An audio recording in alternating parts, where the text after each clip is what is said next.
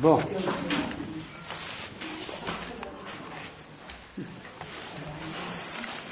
Alors, poursuivre est plus difficile que commencer. Bon. Deuxièmement, vous avez dû remarquer que je n'ai pas donné de titre. C'est pas un oubli. C'est que je n'en ai pas qui correspondent à ce que j'ai envie de dire. Il y en aura peut-être à la fin. Bon. Petit à petit, il finira bien. Bon. Je vais vous présenter, ça je ne vais pas tout le faire, hein. Je vais prendre l'Élias, donner comme ça premier aperçu, et puis je reviendrai, je repasserai plusieurs fois sur les mêmes passages. Bon. Alors, une série de propositions qui quand même s'enchaînent avec un type d'enchaînement que je voudrais au cours de l'année définir. Ce qui va sans doute m'occuper, c'est d'une certaine façon, qu'est-ce que c'est que des choses liées ou pas liées. Bon. Peu liées, faiblement liées, trop liées, etc. Bon. Alors, premièrement, ce qui devrait vous faire tiquer, au sens, dans ce que j'ai proposé la semaine passée, il y a deux idées qui devraient vous faire tiquer. La première, c'est cette histoire de philosopher sans philosophie. Qu'est-ce que ça veut dire? Bon, qu'est-ce que ça veut dire? Bon, alors, je vais faire une première approche. Je ne vais pas dire tout d'un coup, hein, je ne peux pas. Bon, première approche qui est une illustration, à savoir qu'on pourrait dire de Michel Foucault qu'il philosophe sans philosophie. Bon. Ce qui est singulier, c'est que moi, j'aime pas tellement Foucault, comme ça, par goût, tempérament, etc. Et je reconnais que c'est des philosophes des années 70, celui qui a foutu dans la philo le plus grand coup d'épaule. C'est lui qui a quand même introduit, alors qu'on était avec quand même sur le corps, par exemple, le corps propre de Merleau-Ponty, ça reste quand même très policé, quand même, très policé. Il était très policé, Merleau. Bon, il aimait bien les choses liées, mais doucement liées. Le chiasme, tout ça, vous connaissez ça. Bon, Foucault, lui, c'est quand même le corps maltraité, le corps malmené, le corps pervers, le corps marqué, le corps stigmatisé, etc. Bon, c'est-à-dire le corps très malmené, par opposition à cette espèce d'organisation qu'il appelle savoir-pouvoir. Bon. Alors, je ne vais pas entrer dans Foucault, hein, bon, mais on constate, enfin, c'est mon ami Jean-Michel Ray, qui un jour avait été sollicité pour faire un exposé ou un papier sur les références philosophiques de Foucault. Ce qu'on appelle références philosophiques dans le métier, c'est les références à Kant, Hegel, Marx, etc. Bon, il m'a dit, mais elles sont toutes fausses. Elles sont toutes fausses, elles sont toutes approximatives. Marx dit quelque part, Kant dit, etc. Puis, bon, c'est comme ça. Bon. Et il s'en fiche. Il s'en fiche complètement. Autrement dit, lui, l'académisme philosophique, alors là, bon. Mais ce qui l'occupe, alors c'est quelque chose d'énigmatique, qui est pas loin de la philo. Peut-être qu'il aurait dit, c'est plus de la philo. J'ai entendu, comment il s'appelle, Badiou dire, c'est pas un philosophe, c'est un anthropologue. Bon. C'est pas faux, mais c'est pas vrai non plus. C'est pas un enfin, il y a un terrain, il y a des méthodes d'anthropologie, c'est vrai, c'est pas faux. Bon. Donc, philosopher sans philosophie, je vais revenir là-dessus. Parce que je présume, comme l'a dit en plus, que ça veut dire. Bon, je comprends très bien d'ailleurs. Bon. La deuxième idée qui devrait vous faire tiquer, c'est le lien qui est peut-être sans lien entre deux affaires qui sont trop grosses et pas assez définies, à savoir l'exercice de la philo et la topique d'époque. Alors, si ça veut dire le rapport entre la philo et l'actuel ou la réelle, ou tout ce que vous voulez, c'est à la fois ou trop gros, ou trop plat, le plat, hein, bon, ou intraitable. Bon. Alors, je vais un peu voir ça. Je comprends bien qu'on ne fasse pas de philo, d'ailleurs. Je comprends très bien. Mais qu'on fasse du droit, des maths, de l'anthropologie, je comprends très bien ça. Hein, bon.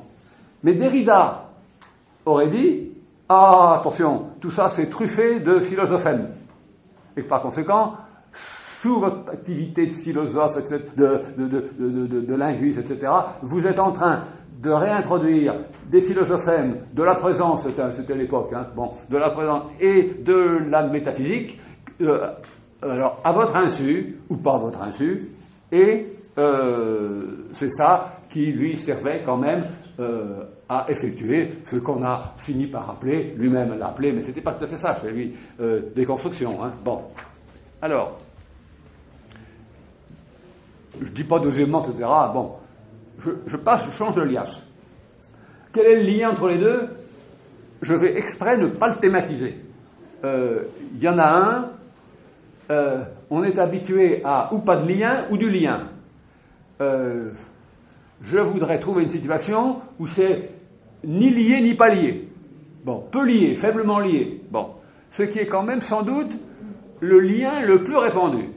Le faible lien. Bon, le faible lien. Bon, on comprend. On aimerait mieux des choses ou bien pas liées du tout. Bon, alors, on comprend. Ou bien tellement liées qu'elles sont inséparables. Ben, c'est pas ça. Bon, alors, suivant. Bon.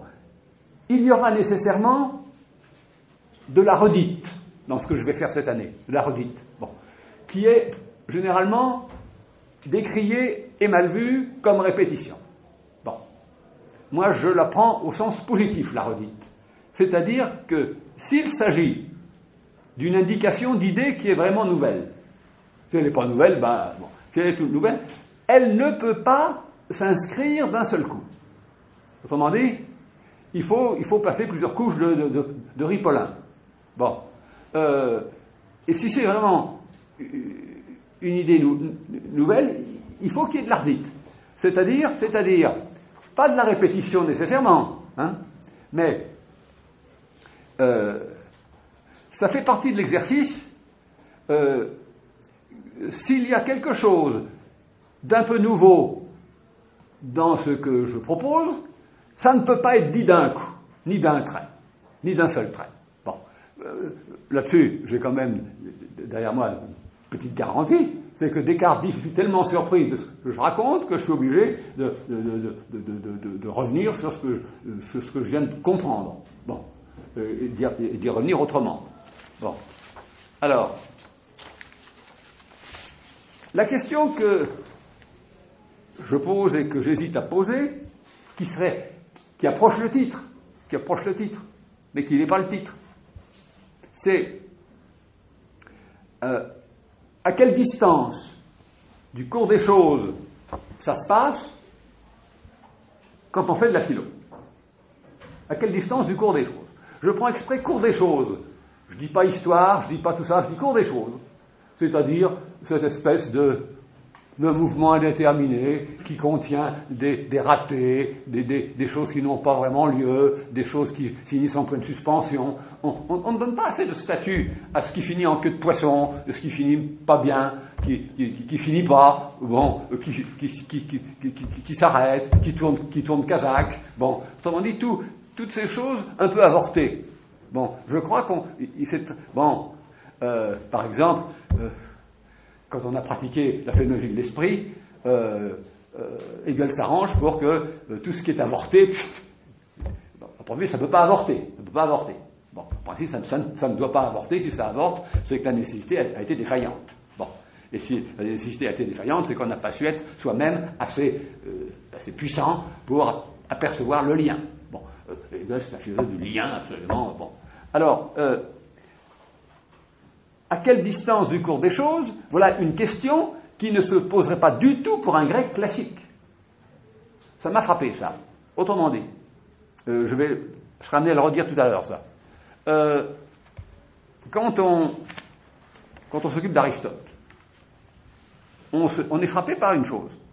C'est qu'à aucun moment, d'une œuvre quand même assez considérable. Alors que c'est très systématique, tout ce qu'il fait. C'est-à-dire, d'un endroit du corpus à l'autre, ça se répond très bien. À aucun moment, il ne s'inquiète de savoir si tout ce qu'il fait est convergent.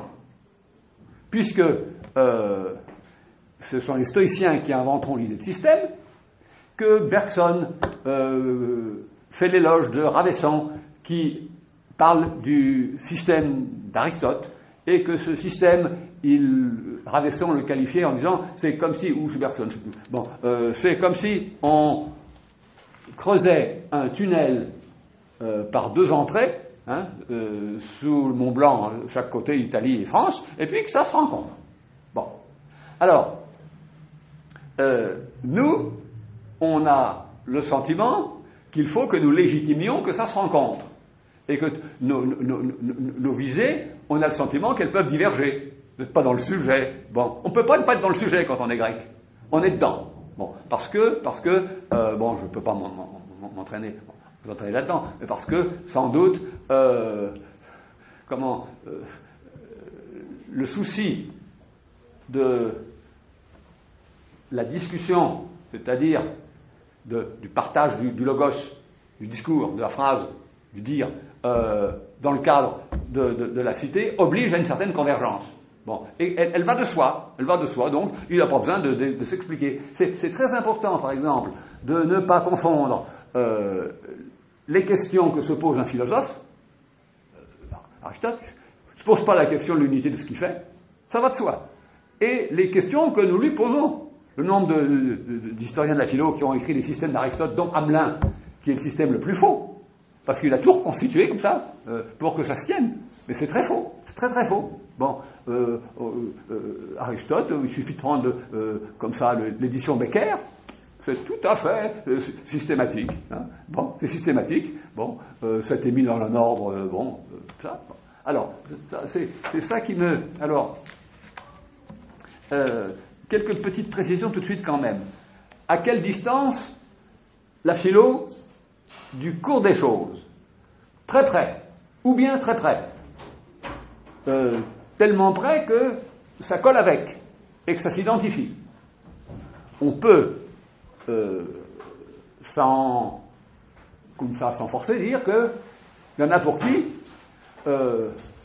être collé à la compréhension de l'époque, c'est ça la philo. Et c'est pas idiot. Bon. Alors évidemment, il faut arriver à distinguer du journalisme bavard, etc. Bon. Mais c'est vrai que, bon. Ou bien très loin, point de vue de Sirius. Bon. Bien très loin. Ou bien à mi-distance. C'est là où c'est difficile. À quelle distance faut-il se mettre pour bien voir ce que j'ai appelé la semaine dernière la topique de l'époque, c'est-à-dire les foyers, les pôles de cristallisation où ça se condense, d'où émergent des discursivités. Bon, je vous en ai donné deux exemples. Dans l'époque classique, chez Descartes, le cogito est une de ses sources. Bon, ça fait jaillir, surgir une discursivité, et ce qui fait surgir la discursivité, c'est la forme d'union de l'âme au corps. Quand on pense que j'ai aperçu un jour, et à ma grande surprise, que Merleau-Ponty avait fait son DES, pour les plus anciens, vous savez ce que c'est, le DES, c'était le diplôme d'études supérieures, c'était un truc qui correspondait à ce qu'on faisait après la licence. Ça s'appelle comment aujourd'hui, je ne sais plus. Bon. Ce DES, je crois pas, j'en suis sûr, Merleau avait pris pour thème l'union de l'âme et du corps chez Descartes. On se dit, question de cours absolument banale, classique. Ça va servir toute sa vie à Merleau de fil conducteur. Et tout ce qu'il dira sur le chiasme, sur l'empiètement, sur c'est son insatisfaction devant la façon d'avoir résolu ce rapport sans rapport. Bon, il y a un rapport sans rapport. Bon, alors, cette expression, elle est contemporaine, je sais bien, mais il était très... Bon, eh bien, moi je suis très sensible à ça. Autrement dit, la distance à laquelle j'aurais envie de voir les choses, c'est là où elles sont dans un rapport sans rapport. Vous allez me dire, c'est difficile. Bah, ou peut-être. Bon. Mais s'il y a trop de rapports, c'est factice. S'il y a trop de rapports, c'est vous qui avez forcé. Hein. On peut faire des systèmes. Les avis sont plein de gens qui ont fait des systèmes. Hein, avec 2-3 valeurs, noir et blanc. On fait un système complet avec noir et blanc. Hein. Il y a les choses noires, les choses blanches, les choses mélangées, etc. Bon. Ou bien alors, pas de lien du tout, et alors c'est la dissémination, la dispersion, etc. Bon. Il y en a qui aiment bien ça, mais ça ne peut pas aller si loin que ça. Bon. Alors, ça c'est toujours dans la même liasse. Hein. Bon. Dans cette liasse, il y a un deuxième problème qui m'occupe, c'est qu'il faut d'abord embrayer en philosophie. Bon. On n'est ni dedans ni dehors. Hein. Mais, à tout dire, on serait plutôt toujours déjà dedans. Bon. Puisqu'on est déjà parlant. Dès qu'on est parlant, on est un peu dans la philo. Hein. Bon. Ça, c'est une des raisons pour lesquelles Aristote jugeait pas utile de fabriquer un traité supplémentaire des liens. Bon, il avait écrit assez comme ça. Bon, on a dit dans l'Antiquité, on a dit que ces traités étaents formidablement bien écrits, etc. Moi, je lui vois pas de génie spécial là-dessus. Bon, autant j'ai une admiration inouïe pour sa profondeur, autant peut-être qu'il écrivait bien, j'en sais rien, mais sûrement pas comme Platon. Bon, alors, embrayer en philo, c'est-à-dire qu'il faut s'y reprendre à 3 fois, ce que je proposais la semaine dernière. Il faut donc commencer par, sans, comment dirais-je, faire appel à son histoire personnelle, à ses problèmes, à ses crises. Bon, c'est pas parce qu'on a une dépression qu'on est philosophe, hein, bon, ce serait trop beau. Bon, que ça puisse disposer à quelque chose, je suis d'accord. Que ce type, il y a de la déliaison dans la dépression, on se délie un peu du lien social, que dans la déliaison, il y a quelque chose qui favorise, c'est pas exclu. Bon, enfin, toujours est-il que pour moi, le véritable premier embrayage, c'est que il faut redonner de l'animation à des significations qui sont bien enchaînées, mais mortes. Quand vous lisez, je sais pas moi, le Parménide de Platon, si vous n'y mettez pas du vôtre, c'est-à-dire l'essentiel, votre énergie à réactiver sans trop bien savoir ce qu'il faut faire, l'un, si l'un est un, que sont les autres, s'il n'y a pas d'un, etc., si l'un est, si l'un n'est pas, etc., dans toutes les hypothèses. Hein. Bon, c'est formidable. Hegel disait que c'était la plus belle œuvre d'art de l'Antiquité. Bon, l'œuvre d'art dialectique. Bon, mais donc il faut fournir, mais c'est vrai de l'éthique de Spinoza. Si vous lisez ça comme ça, de façon mécanique, quelle est la différence entre lire de façon mécanique et comprendre? Ça, je me suis souvent demandé ça. Bon. On peut lire de façon mécanique, comprendre d'une façon mécanique, on peut comprendre de façon mécanique. Bon, l'enchaînement des propositions, des lemmes, disons, on peut suivre la démonstration, bon, mais on peut ne rien y comprendre en même temps. Bon. Je me rappelle, De Santi disait « On ne sait pas bien de quoi parle Spinoza ». Alors, vous pouvez donner des réponses, il parle de la béatitude, il parle du salut, il parle de... etc. C'est vrai, il s'en prend aux causes finales, il pose la cause à suivre, bon d'accord, mais tout ça, c'est des évidences. Bon, mais de quoi il parle? Et il disait, il faut toujours, pour tout philosophe, et ça, j'ai toujours gardé ça comme règle, un philosophe, s'il est authentiquement ce titre, il faut poser ce dont il parle égale X. Alors ensuite, à vous de déterminer quel est cet X. Bon. C'est très difficile de savoir. Bon. De quoi parle Husserl? Bon. Il parle tout le temps de la même chose.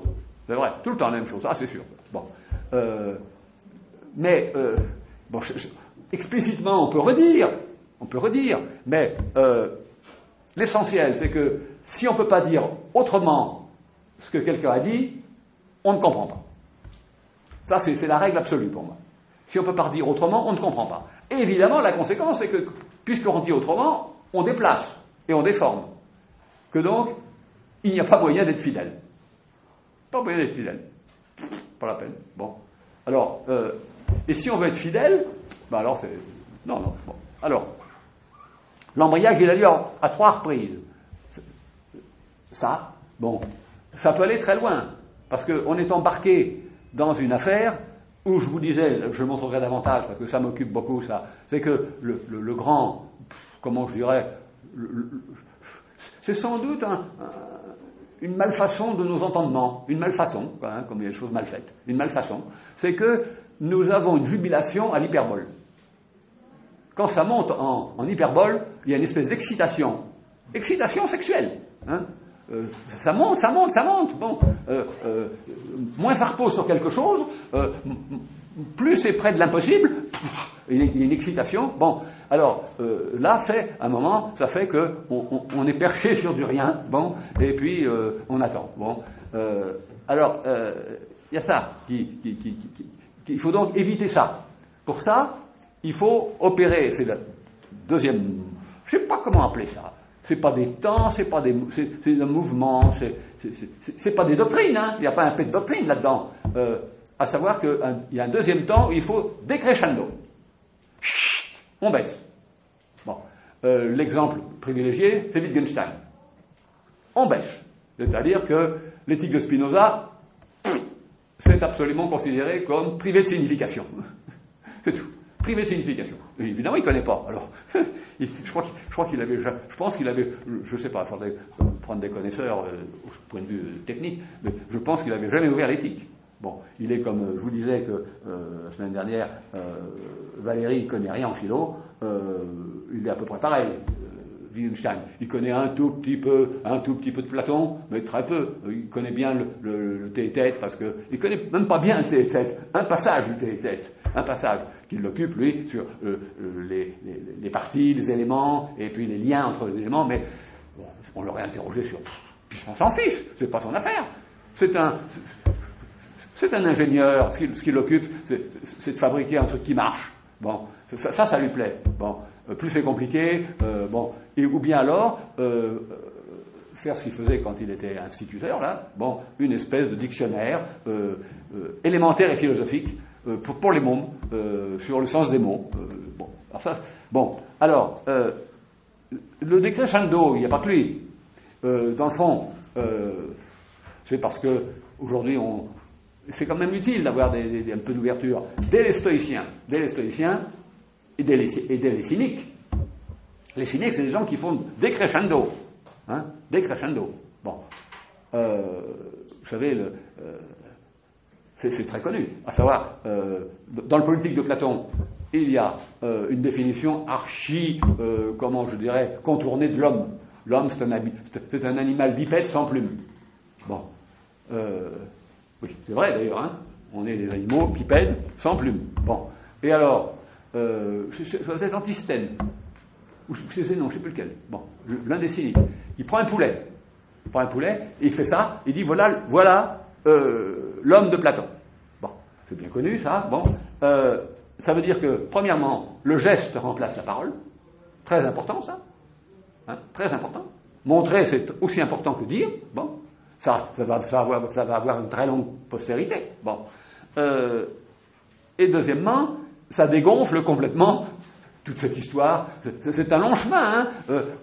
Platon a divisé ce qui est en vivant, pas vivant, les vivants qui marchent, les vivants qui marchent pas, qui nagent, ceux qui marchent à 4 pattes, à 2 pattes, etc. Bon, bon, c'est un peu barbant. Hein. C'est même tout à fait barbant. Et Platon a le culot de le dire. Il dit « Oui, je vous ai un peu ennuyé avec tout ça, mais au moins ça vous rend un peu dialecticien. » Bon. Bon, voilà. Bon, alors, une fois qu'on a comme ça diminué la pression, aujourd'hui, on insiste trop sur le fait qu'on estime que le travail est fini quand on a décompressé. Bon. Je crois qu'il y a, et c'est là où on arrive à cette troisième façon de s'y prendre, c'est qu'on ne fait plus de philo au sens culturel et canonique. Et elle est derrière vous. Bon. Vous en fichez. Bon, vous êtes mitritatisé contre et l'hyperbole et le minimalisme. Parce qu'aujourd'hui, on a une espèce de, comment je dirais, de sympathie pour tout ce qui est minimaliste. On présente un tableau, il n'y a que dalle, merveille. Bon, ah oui, bon, il ne faut pas exagérer quand même, hein, il y a des limites. Bon, il y a des limites au rien quand même. Bon, bon, donc on est très. Alors, ce qui m'intéresse, alors là, je pense qu'il y aura des discussions, parce que cette année, comme je n'en sais pas plus que vous, pour ainsi dire, sur ce que je vous dis, j'ai une séance d'avance, hein, à peu près. Bon, c'est-à-dire que je me dis, par là, ça va pouvoir passer. Non, ça passe pas. Bon, par là. Ah, ça passe un peu. Ben, j'y vais. Bon. Tiens, là, ça me permet de faire une connexion. Ben, je la fais. Bon. Tiens, ça m'ouvre. Bon. Mais des fois, rien, hein, comme tout le monde. Bon. Alors, si vous avez des idées, n'ayez pas peur de m'interrompre et de me dire, ah ben moi, je verrais bien ça comme ça. Bon, ben, alors, la troisième façon, c'est de laisser complètement tomber le problème de concept, tout ça, et, disons, d'entrer pleinement de plein pied dans la réalisation de quelque chose. Bon, n'importe quoi, menuisier, je sais pas moi, agriculteur, médecin, etc. Bon, et vous êtes complètement en prise sur le monde.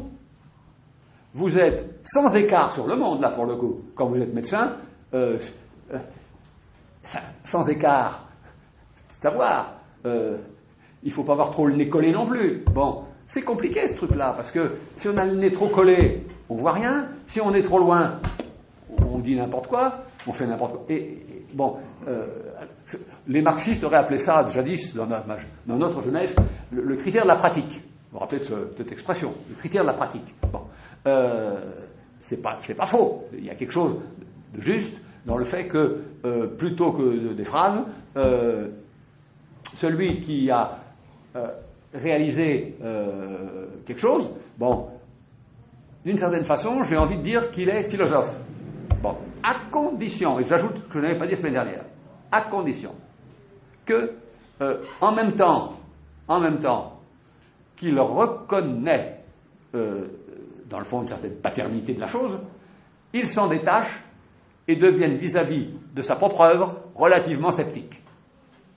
En disant, ouais, vous savez, dans le problème 30 d'Aristote, tous les grands génies sont mélancoliques. Bon, c'est-à-dire, les grands conquérants, les grands artistes, bon, ça suffit. Bon, les grands, bon, c'est-à-dire qu'ils font de très grandes choses. Alexandre conquiert l'Asie. Pour lui, égale 0. C'est-à-dire que c'est encore rien. C'est encore rien. Alors, est-ce que c'est de la mégalomanie démentielle ou bien simplement, alors moi ce qui m'intéresse plus, c'est d'imaginer qu'on puisse conjointement mettre toute son énergie dans quelque chose pour la produire et dire en même temps c'est rien. Ça, je trouve ça superbe. Superbe. Bon. Pas du tout. De toute façon, c'est une toute petite chose, vous savez, ça, non. C'est pas grand chose, c'est modeste. Ça, c'est 0, ça. C'est 0, ça. Hein. On ne peut pas soi-même dire c'est modeste. Hein. Bon. C'est pas possible. C'était, Aubin qui disait ça. Vous ne pouvez pas qualifier votre travail de modeste. Laissez les autres. Bon. Alors, ça, donc c'est l'embrayage, mettons qu'il ait eu lieu. Alors, ensuite, troisièmement, il y a le cours des choses. Qu'est-ce que ça veut dire, le cours des choses, hein? Bon, on est dedans, donc c'est intrinsèque, on est dedans. Hein? Là, il n'y a pas à discuter. Si on est en dehors, bon. Et la question est d'orientation, à savoir s'y orienter et peut-être l'orienter, le cours des choses. Bon, l'orientation est très importante. Bon, c'est-à-dire que c'est un problème de repérage, et à partir du moment où il y a un problème de repérage, il y a un problème de topique. Bon, puisque je vous disais que ce que j'appelle topique, c'est le dessin que forme, le dessin quelconque, je ne sais pas lequel d'avance, hein, que forment les points de saillance d'où émergent les différentes discursivités. Bon, alors, s'orienter, bon, mais ce qui reste quand même en suspens, et je comprendrai votre hésitation, pourquoi vouloir diable qu'il y ait du rapport entre cette façon de réembrayer dans la philo et le cours du monde, et le cours des choses. En même temps, on se dit, la philo serait bien inutile si elle ne servait pas un petit peu à s'orienter. Pas sûr du tout, elle peut vous égarer, ou elle peut vous mettre sur une voie de garage. Il y a beaucoup de philosophes qui sont sur des voies de garage. Pour comprendre le monde, vous allez demander à un philosophe? Imprudent, très imprudent. Généralement, je ne suis pas satisfait.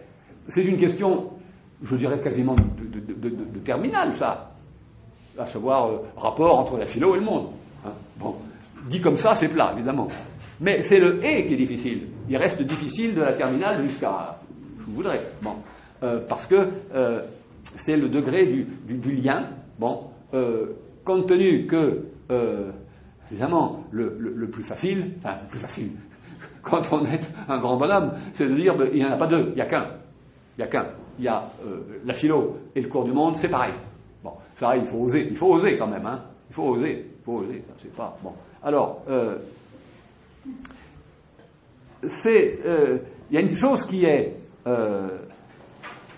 certaine, c'est que, quatrième point de cette liasse, c'est que la question est urgente, c'est urgent, comme on dit, là, on ne peut pas la laisser en latence, et elle est toujours mal réglée.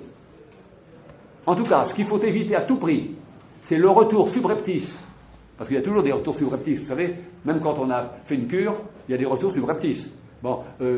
Quand on parle de la cure wittgensteinienne, on ne parle pas assez des retours subreptices par derrière, qui vous font monter en vrille. Ça, il faut le faire, ça. Alors, ce qui est toujours susceptible de revenir, c'est l'idée qu'on pourrait prendre un surplomb sur le cours du monde. On se sent un peu en surplomb sur le cours du monde.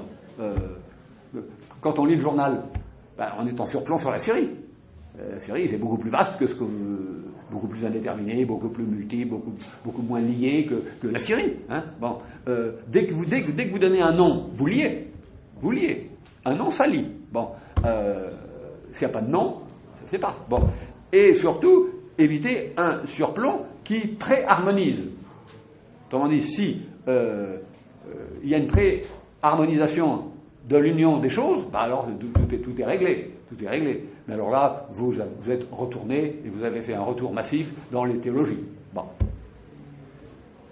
Alors, c'est le dernier point que je voudrais ajouter ici, c'est à savoir que, je vous disais tout à l'heure déjà, c'est que on ne fait pas assez de sort dans le cours du monde à tout ce qui est de forme insatisfaisante, parce que ou sans forme définie, ou lacunaire, ou avortée, ou de traviole, ou en surplus, bref, toutes les choses qui ne rentrent pas dans le bon cadrage. Car c'est une affaire de cadrage. Or, il est certain que le cours du monde ne se laisse pas cadrer facilement. Essayez de le faire aujourd'hui. Où est-ce qu'il faut se mettre pour cadrer exactement la distribution des différentes forces, parce que c'est ça le problème que devraient avoir les politiques d'ailleurs, que devraient avoir nos politiques. Où est-ce qu'il faut se mettre? Sûrement pas l'Élysée, pour cadrer quels sont les points d'où surgissent des discursivités, parce que ce sont des discursivités qui ensuite donnent lieu à des batailles et à des prises de position politiques. Ça c'est difficile. Alors, l'IA suivante.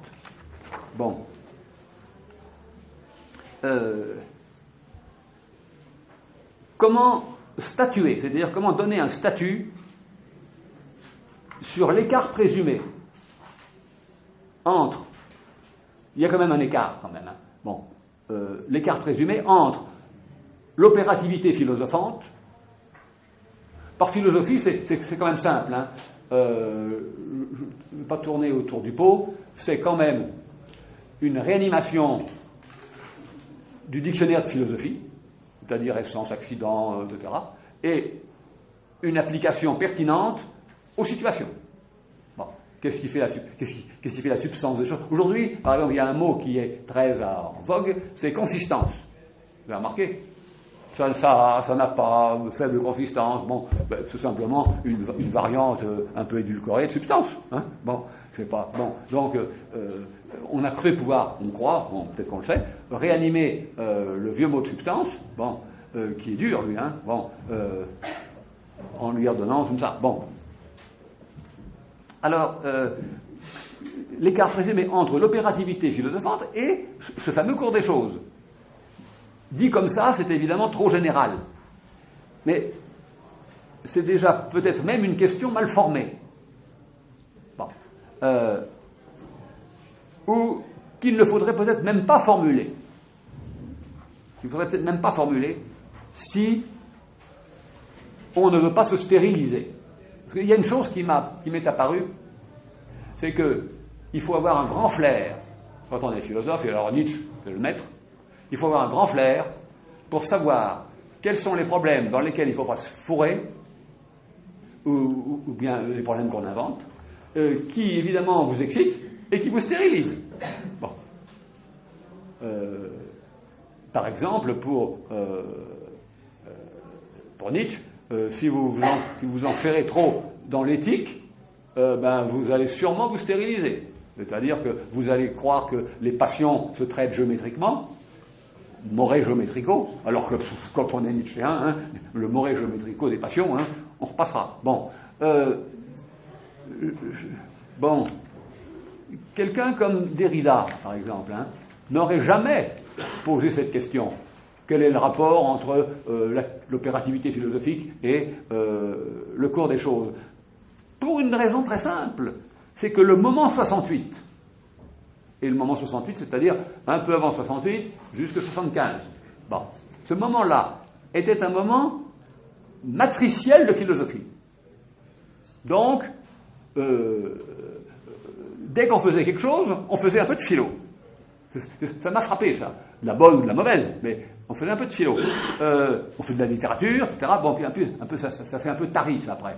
Bon, mais c'est plus le cas aujourd'hui, hein. Bon, mais Derrida a eu, et tous les gens de sa génération, ont eu la chance d'être dispensés, de raccorder, de faire un lien entre faire de la philo et avoir un rapport au monde, parce que le moment était philosophant. Bon, il était, je dirais, matriciel, il n'était pas philosophant tout court, mais il comportait une matrice philosophante, ou à philosopher. Bon. Alors, c'est comme ça qu'on explique, enfin qu'on n'explique pas, mais qu'on peut dire que la cité athénienne du IVe siècle, ou du 5e siècle, plutôt le 4e, c'est matriciellement philosophique, que Iéna 1806, c'est philosophiquement, matriciellement là, bon, parce que, ou bien on s'ébahit en disant, mon Dieu, comment ça se fait qu'il y ait simultanément Fichte, Hegel, Schelling, etc. Bon, alors évidemment, je ne vais pas vous donner de raison, hein, mais il est certain que l'université allemande de Vienna, 1806, il y a quelque chose comme une fermentation, bon, qui est liée au fait qu'ils observent par-delà le Rhin est là, Napoléon, c'est-à-dire le grand homme qui est en train de modifier l'Europe. Bon, et que donc il bénéficie, il faudrait relire du Kant là-dessus, la troisième critique, il bénéficie du sublime, c'est-à-dire ils sont à l'abri, relativement à l'abri, on ne va pas les décoller comme ça, bon, par rapport à Robespierre, etc., ils sont à l'abri, bon, et ils assistent à ce que c'est que cette gigantomachie entre l'ancien et le nouveau, entre l'hyper-nouveau et le nouveau, et la catastrophe de l'hyper-nouveau. Hein, bon, parce que là, ils ont été tous victimes de la surenchère, hein, tous embarqués là-dedans. Bon, alors Fichte, comme on ne comprend rien, enfin, on ne comprend rien, c'est quand même difficile. Notre ami Marc était fichté. On parle de Marc Richir, qui était originairement, bon, d'abord, on le connaît surtout comme husserlien, mais sa premier contact avec la philo, c'est Fichte. Bon, et Fichte, c'est vraiment, c'est aride, hein, c'est très, très, très aride. Bon, autrement dit, il faut s'accrocher. Si on ne s'accroche pas, qu'est-ce qu'il faut accrocher? Il faut accrocher dans ces énoncés, je égale je, ich égale ich. Bon, et puis, il faut accrocher sa substance à soi. Bon, et il faut donner sa substance. D'ailleurs, c'est vrai en philo, si on ne donne pas sa substance, il n'y a rien. C'est comme ça, c'est très coûteux, c'est très très coûteux. Bon, et c'est pour ça qu'il y a des époques qui sont favorables, parce qu'elles vous dispensent d'un peu de donner trop de votre substance. Aujourd'hui, il faut en donner énormément de substance, si on veut faire de la philo. Énormément. Sinon, on fait du journalisme, on fait n'importe quoi. Bon, il faut donner beaucoup de substance. Bon, sans retour, sans espérance de gain. Bon, qu'est-ce que c'est que convertir sa substance en un livre, Qu'est-ce que c'est que ça? Bon, je dis bien, pas écrire un bouquin, ça, tout le monde. Bon, mais pas tout le monde, c'est pas vrai. Mais convertir sa substance, c'est-à-dire cette espèce d'énergie polymorphe qui nous constitue. Nous sommes une énergie polymorphe. Il faut d'abord la drainer, il faut lui donner une sorte d'unité, il faut l'intensifier, il faut la tempérer, il faut lui donner une forme, une couleur, il faut lui, etc. Bon, et ça, évidemment, Fichte, il met énormément d'énergie, mais c'est une énergie incolore. Bon, on dit, c'est très aride. Bon, alors, ça, il faudra que je parle de ça parce que c'est quand même important. C'est la première annonce, ça va revenir beaucoup, de ce que c'est que cette affaire. Quel est le bon lien, c'est-à-dire assez lié, pas trop lié, qui fait tenir le monde. Bon. Car le monde ne tient pas par du absolument lié, et il ne tient pas non plus par une atomisation généralisée. Bon. Alors, l'IA suivante, c'est peut-être, effectivement, tout ce que je viens de dire, le problème de ce que j'appelle un archifait, pour parodier Derrida qui disait toujours archi quelque chose, archi-écriture, etc. Bon, un archifait, plus qu'un fait, un fait primordial, inquestionnable. Je prends le mot à Rimbaud. Inquestionnable. Bon. Ce que je vous disais sur Aristote. Bon. Alors, il y a des gens qui vous diront, c'est une question à ne pas savoir, à savoir ne pas poser. Bon. D'où Flair. Bon. C'est pas si simple que ça. Bon. Qu'est-ce qu'il ne faut pas poser comme question? Le lien philosophie-monde. C'est-à-dire philosophie réactivation permanente, je le précise bien, réactivation permanente. On réactive en permanence. Bon, moi je le constate à mon simple niveau, c'est-à-dire que si je n'ai pas relu et préparé ce que je dis l'heure qui précède, je me dis c'est terrifiant quand même. C'est mort. C'est mort. Bon, autrement dit, je ne sais pas comment c'est pour chacun d'entre vous, mais chez moi, ça va très très vite, mais très très vite, de la signification vivante qui me fait diffracter vers d'autres significations, tac, tac, tac, tac, tac, de la signification morte. Bon, je ne sais pas comment vous réfléchissez pour vous-même, ça, c'est très important, ça. Comment la façon dont se sédimentent, se durcissent, se cristallisent les significations. Alors on peut faire des enchaînements de significations mortes. Bon, ça fait un enchaînement, mais bon. Il y a des gens qui ont l'air de ne pas être sensibles à ça. J'ai eu une discussion un jour avec, j'étais des amis, Nancy et Lacoue-Labarthe. Je ne suis pas du tout en train d'aller ailleurs. Bon. Lacoue me disait, oh, tu sais, moi, dès que je lâche la plume, je ne sais plus ce que j'ai écrit. Donc, pour m'y remettre, il me faut un temps fou, il faut que je repasse par-ci, par-là, que je relise, etc., que j'ai une excitation esthétique, etc., que je boive un coup, etc. Bon, bref, tout ce qu'il faisait. Bon. Nancy, lui, il est à son bureau, il se lève pendant 3 heures pour faire du jardinage, il se rassied, il écrit. Bon. Ils me l'ont dit, ça c'est pas une invention. Bon, alors, moi ce qui m'intéresse, c'est pas l'anecdote, c'est qu'est-ce que c'est qu'une signification morte, réactivable, inerte, active. Bon. Toutes les significations ne peuvent pas être actives. Ce serait trop beau, ça. Bon. Par exemple, je lisais du Rimbaud, parce que ça me réactive, ça. Bon. Elles sont toutes actives, les significations. Elles sont toutes actives. C'est peut-être même ce que je dirais qui le qualifie le plus. Toutes les significations sont actives. C'est pas vrai, par exemple, chez Baudelaire. C'est pas vrai. Chez Baudelaire, c'est un immense poète, mais il y a des moments et de rhétorique où la signification n'est pas active, où elle est là pour, je dirais pas pour passer le temps, mais pour faire passer les vers, quand même. Bon. Il n'y a rien de ça. Bon. Alors, continuons, si vous voulez bien. Alors, je voudrais arriver à donner un statut à une affaire qui est très singulière pour moi, bon, pour moi, et sans doute elle le sera pour vous, c'est que nous sommes traversés, je ne dirais pas éclairés, enfin traversés par, je dirais, une idée, ça nous arrive souvent, qui est une idée comme une étoile filante qui passe à vitesse telle qu'on ne peut pas l'écrire. C'est plus rapide que l'écriture. C'est plus rapide que toute fixation. Et qui contient généralement des choses aberrantes et fécondes. Vous savez, vous avez eu tous eu ce sentiment, surtout. Ah zut, j'ai perdu l'idée. Bon, c'était l'essentiel, il y avait tout dedans.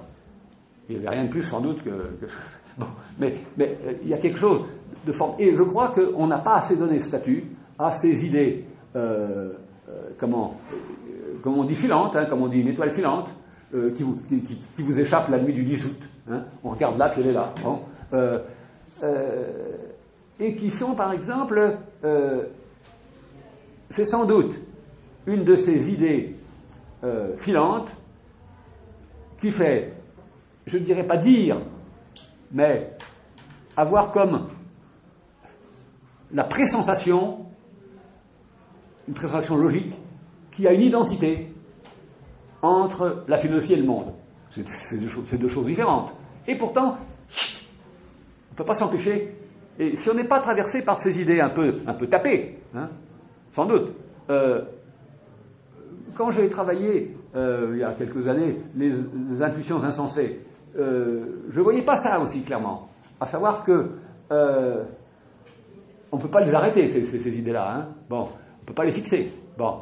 Et elles sont illuminantes, comme des feux d'artifice. Bon. À condition que vous n'ayez pas le souci de les inscrire et de les fixer. Bon.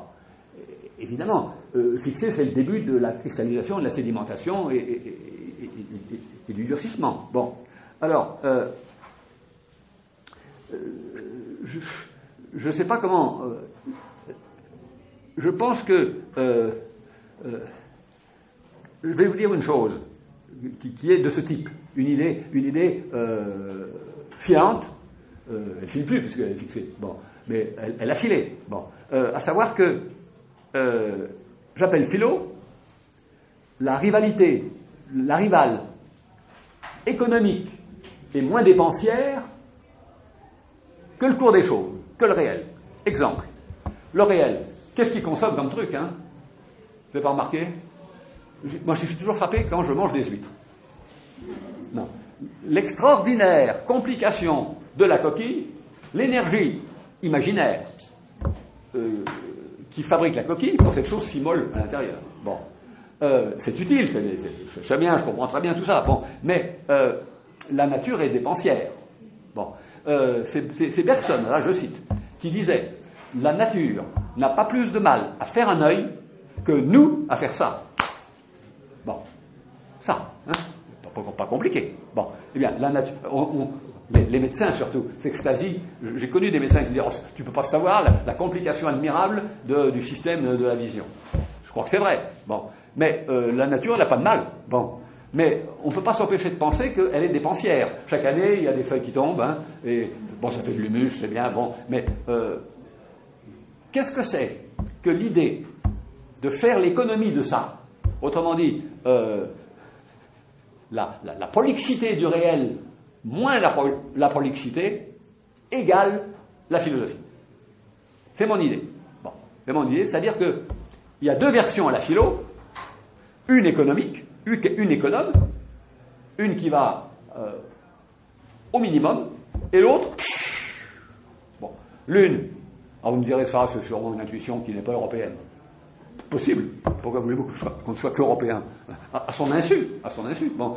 Donc, deux états, qui sont le même, hein.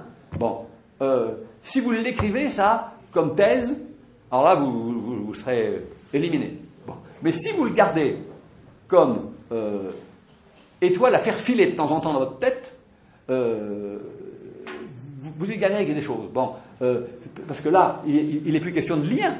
C'est fini, il n'y a plus de lien. Il n'y a plus à lier le monde et pas le monde, etc. C'est pareil. C'est deux versions, bon, de ce que j'appelle un peu plus bas. Il y a deux versions de tout. Il y a la version, je dirais, développée, dépliée, etc. Et puis la version non dépliée. Comme ça. Bon. Repliée sur elle-même, condensée. Décondensée, condensée. Si vous voulez, on peut avoir tout. Bon. Et l'essentiel de l'intuition, c'est que c'est le même. Il n'y a pas deux états. C'est le même état. Vous allez me dire, c'est pas possible ça. Je sais bien que c'est pas possible. Mais ça nous traverse la tête quand même. Et toutes les quasi-idées, bon, confuses, contradictoires, qui nous traversent la tête, il faut en tenir compte. Hein. Bon, alors, là-dessus, je dirais que ça implique que nous ayons admis que la philosophie, telle que j'en ai parlé, c'est-à-dire à trois reprises, hein, autrement dit, c'est un peu comme un canon, si vous voulez, comme, vous savez, au sens musical. C'est parti, et puis une chose prend, et la première ligne continue, et puis la troisième prend, et les deux premières continuent, et puis ça fait quelque chose. Bon. Eh bien, la philosophie n'est pas une activité totale. On l'a voulu quand même ça, on l'a voulu. Bon, que ce soit Platon, que ce soit Aristote, que ce soit tous, ils pensent que c'est une activité qui part d'ici, qui couvre tout et qui va jusque-là. Bon. Eh bien, ma conviction est qu'il n'y a pas d'activité en ce monde, il n'y a pas de processus en ce monde qui aille jusqu'au bout. Qu'il y a un morceau, une partie là, qui n'est pas couvert. Donc, il en faut une deuxième. Donc, il faut nouer. Il faut un lien. S'il faut un lien, c'est fragile. Si c'est fragile, ça va sauter. Hein, bon. Et par conséquent, partout, ça me fait penser à une chose quand même, que Hegel, pas saut, hein, dit, le vrai ne peut pas tenir en une phrase. Il faut donc deux phrases, au minimum. Donc un point. Donc un moment faible, qui est celui de l'enchaînement des deux phrases. C'est un moment faible, parce que vous pouvez très bien dire, ne peut pas passer, je ne comprends pas. Bon, ça c'était directement contre les présocratiques, et contre les Grecs, qui voulaient faire tenir, ils pensaient à Parménide par exemple, mais ils pensent aussi à Héraclite, faire tenir le tout et le vrai en une phrase. C'est évidemment très séduisant, mais ça, c'est vraiment un fantasme. Bon, alors, continuons. Bon. Je suis obligé de revenir 5 minutes à ce que c'est que la question de l'ornière. Bon, la philosophie est très bien dans l'ornière. Elle est très, très contente, très heureuse. Bon, ça répète, ça rumine, ça avance, mais ça recule. Bon, l'ornière, elle est dans le fond ce qui met la philo à l'abri du cours du monde. Ah oui, parce que le cours du monde, hein, il coupe, il interfère, paf, il coupe. Bon, la force la plus importante du cours du monde et du cours des choses, c'est la force latérale, imprévisible, inqualifiée, qui vient tout perturber, tout casser, tout couper, paf, tout devait marcher bien, paf, ça marche pas bien. Bon. Alors, ensuite, on essaie d'expliquer pourquoi, bon, mais les Grecs appelaient ça tuquette, etc., mais la force latérale, Clinamen chez Lucrèce, bon, c'est-à-dire une force qui coupe les autres, et qui fait que tout est désarticulé. Vous ne pourrez pas réarticuler ce qui a été coupé par la force latérale. Bon, alors, l'avantage d'être dans l'ornière, c'est qu'on ne peut pas être coupé. Bon, et bon, c'est comme ça qu'on peut ressusciter les systèmes tranquillement. Bon, Vous vous rendez compte qu'on peut ressusciter les stoïciens comme ça, comme si de rien n'était, bon, alors qu'il y a combien, 25 siècles ou 20 siècles bon. Alors, sortir de l'ornière n'est pas sans risque du coup, hein. Bon, à moins d'être expulsé, on peut être expulsé de l'ornière par des contraintes réelles. Bon, je donne une des ornières qui moi m'a tenaillé, parce que tout ça, j'ai traversé tout ça, hein. Les ornières, j'ai connu ça à fond. Bon, qu'est-ce que j'étais bien dans les ornières. Bon, on ne le sait pas, hein. On ne le sait pas qu'on est dans l'ornière. Au contraire, on est dans le sentiment que il n'y a pas de danger. Par exemple, la réduction husserlienne, c'est pas loin de l'ornière. Autrement dit, c'est pas loin de l'ornière. Bon, je relisais, pas tout, mais un gros morceau là de la 6e méditation de Fink. Hein. Bon, sur la réduction, il y a des choses passionnantes d'ailleurs. C'est très, très bon livre, très très bon livre. Bon, mais je me dis, dans le fond, quand on est dans l'effectuation de la réduction, même si on se demande si on l'effectue bien, même si on se demande s'il n'y en a pas une antérieure, même si on se demande, etc., on est quand même pas mal. Bon, c'est une idée formidable, ça. Bon, rien n'interfère.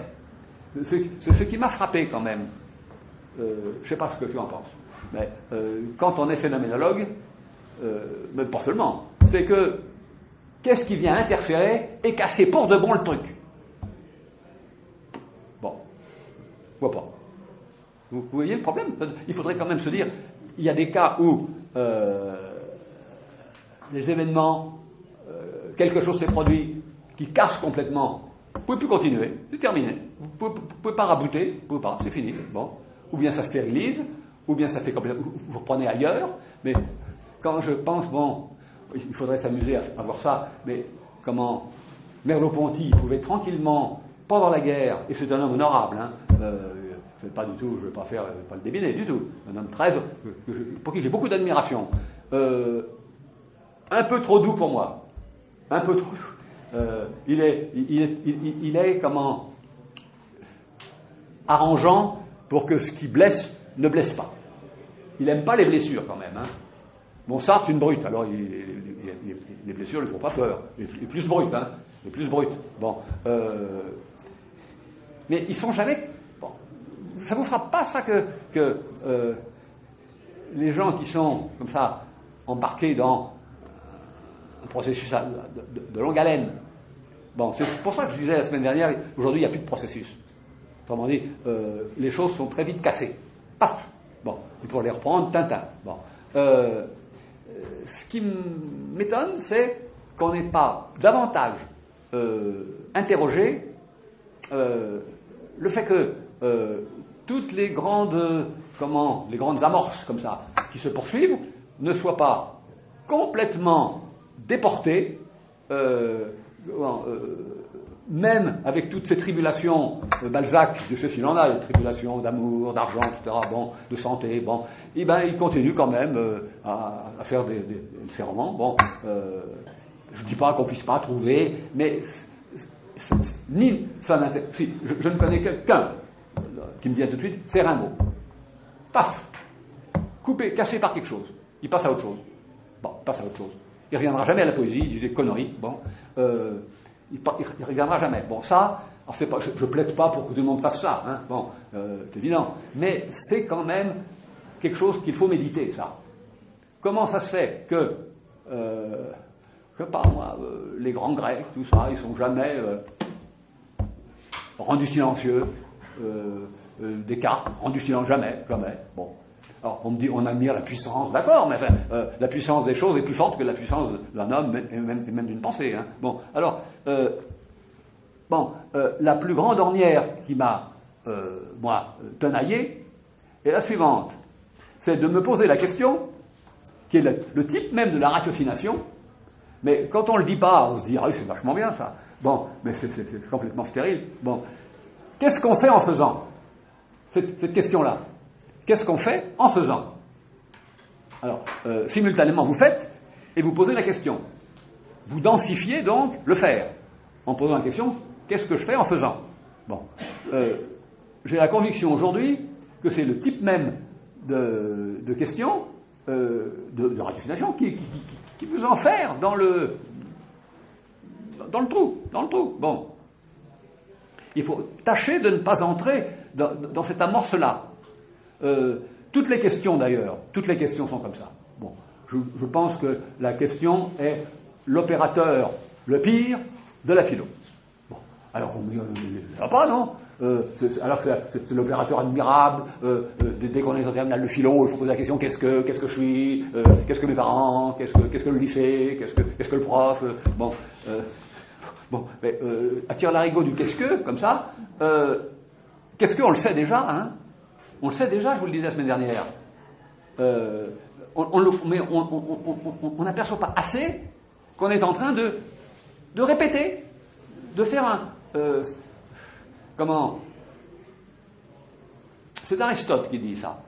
C'est très mauvais quand dans un enchaînement, il y a un temps pour rien. C'est-à-dire un temps où on fait que répéter. Ça fout en l'air le chaînon. C'est-à-dire que vous avez un chaînon démonstratif, puis vous mettez un qu'est-ce que au milieu. Bon, votre qu'est-ce que est un moment creux, un moment stérile, et vous croyez que vous pouvez continuer. Dans le fond, vous avez changé de registre. Et la question, bon, alors, vous allez me dire, c'est quand même, vous allez à nouveau nous refiler du positivisme, où on se garde de la question qu'est-ce que je sais pas. C'est-à-dire, réduire, le problème est de réduire au maximum l'écart entre prendre des thèmes d'analyse, hein, et puis prendre l'exercice lui-même comme thème. C'est pas pareil, hein. Évidemment, pas pareil. Bon, et prendre l'exercice lui-même comme thème alors qu'on est en train d'exercer, c'est sans doute de la mauvaise réflexion, ça. Merleau, là, il le savait. Merleau disait, oh attention, il y a des pièges là-dedans. Il dit, il y a une maladie de la pensée qui est de vouloir être trop fondé. Lui qui était un Husserlien, il savait que on peut pas. Il faut accepter qu'à un moment la fondation soit sur du sable. Hein. Bon, alors la méthode que donc je préconise là pour ce sujet, qui vous voyez, il n'est pas défini par une phrase. Je crois que je renoncerai à le définir en une phrase. Je suis pas tenu de donner un titre. Bon, j'en ai donné un pour l'établissement ici, mais je sais plus ce que c'est d'ailleurs. Bon, mais je ne me sens pas tenu de mettre en exergue la teneur condensée de ce que je fais. Bon, la méthode que je vais sans doute adopter, c'est de m'y reprendre à plusieurs fois. Bon, une sorte de répétition, mais pas vraiment une répétition, pour mieux serrer ce qui est à la fois la question essentielle et difficile à thématiser. Il faut que ce soit difficile à thématiser, c'est-à-dire à mettre dans des mots. Il faut que ce soit difficile. Il faut que ça rentre pas bien. Pour moi, la bonne philo, c'est quand on n'arrive pas à dire, oh mince, c'est pas encore ce mot-là, c'est pas ça. Bon, là, je lisais du Lévinas il n'y a pas longtemps. Bon, il est très bon là-dedans. Il est très fort parce qu'il sait très bien trouver des mots qui sont du français, un très beau français d'ailleurs, qui sont un peu des néologismes parfois, mais où il ne laisse pas en l'air, comme ça, une thématisation sauvage, quoi. Bon, alors, et évidemment, vous allez me dire, mais où est le rapport ? Ça revient, hein, c'est lancinant. Ce que je veux quitter revient de façon lancinante. Bon, c'est ça qui est agaçant. Bon, et inévitable. Mais où est le rapport ? Comment se passe le rapport entre, disons, comme ça, faire de la philo qui n'est pas dans l'ordinaire, et puis le cours des choses que j'ai un peu condensé en vous parlant de l'époque. Bon, quelques mots sur pourquoi j'ai privilégié ce mot époque. Ben parce que d'abord, une époque, ça ne veut rien dire. Il en faut deux, je vous le disais la semaine dernière. Bon, c'est leur jointure qui fait époque. Hein. Une cassure qui fait époque. Hein. Bon, s'il n'y a pas de cassure, bon, c'est la même époque. Bon, époquet, ça veut dire point d'arrêt. Hein. En grec, avant de signifier mise entre parenthèses, etc., ça veut dire point d'arrêt. On arrête. Bon, c'est ce qui fait une qu'est-ce qui fait une époque? Ce qui fait une époque, c'est quand même une espèce de, disons, de constat que pendant un certain temps, le sol est solide, et puis que petit à petit, ça se lézarde, ça se fendille, et il y a du séisme qui... Et puis si le séisme s'aggrave, c'est vraiment sérieux. Bon. Et puis, alors ça, conditions historiques, ça dépend, ça se resolidifie. Et ça repart pour une nouvelle époque. Bon. Ou bien, par exemple, ce qu'on appelle la Belle Époque. La Belle Époque, c'est comme, bon, cette espèce d'incise entre ce qu'il y avait de barbant dans la Troisième République, parce que, ce sont de grands législateurs et de grands fondateurs, les gens de la Troisième République, mais ils sont un peu barbants quand même. Hein. Bon, oui, il y a quelque chose de barbant comme ça. Allez voir. Bon, d'ailleurs, la philosophie qui correspond n'est pas excitante. Hein. Bon, sauf Bergson, mais qui n'est pas. Alors lui, il comprend très bien tout ça. Hein, très bien. Si je voulais donner le philosophe qui pige le mieux tout ce que je raconte depuis une heure et quart, Bergson. Très bien. Mais comme c'est un homme qui a été formé à l'école normale et à la discipline, il ne voudrait pas faire apparaître les dissonances, les dissemblances, les écarts, les cassures, tout ça. Il s'arrange pour que la rhétorique fasse coulant. Bon, mais bon, alors on s'est beaucoup mépris. On dit Bergson un barbant parce que et puis même il simplifie. C'est vrai. Bon, qu'on peut dire que ce qu'il dit de Kant, je me rappelle, Marc Duron, ça ne veut rien dire. Bon, il a très bien compris. Il connaît très bien la science de son temps. Il connaît très bien la philosophie. Bon, il est léger. Hein, bon, mais il comprend très bien. Alors lui, il comprenait très bien ce que c'est qu'une époque. Bon, il comprenait très bien. Encore que bronche pas quand il y a l'affaire Dreyfus.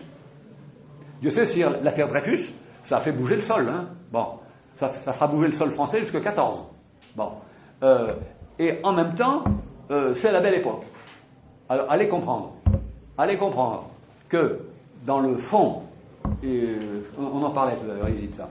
Dans le fond, bon, Dreyfus, c'est un juif, hein. Bon, pas un mystère. Bon, notre rapport aux juifs est compliqué, pas un mystère non plus. Bon, pour les juifs comme pour les non-juifs, hein. Bon, ça c'est sûr. Bon, comment ça se fait que Bergson, les amis qui sont spécialistes, ne disent pas un mot sur l'affaire Dreyfus? On est un peu surpris quand même.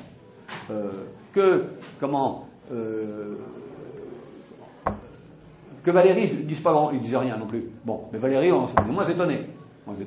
Valéry, tout ça, c'est des remous. Et c'est des remous. Vous savez, il a une crise en 92. Valéry, et il dit, bon, à partir de maintenant, je ne m'occupe plus que d'une chose, des remous de mon esprit.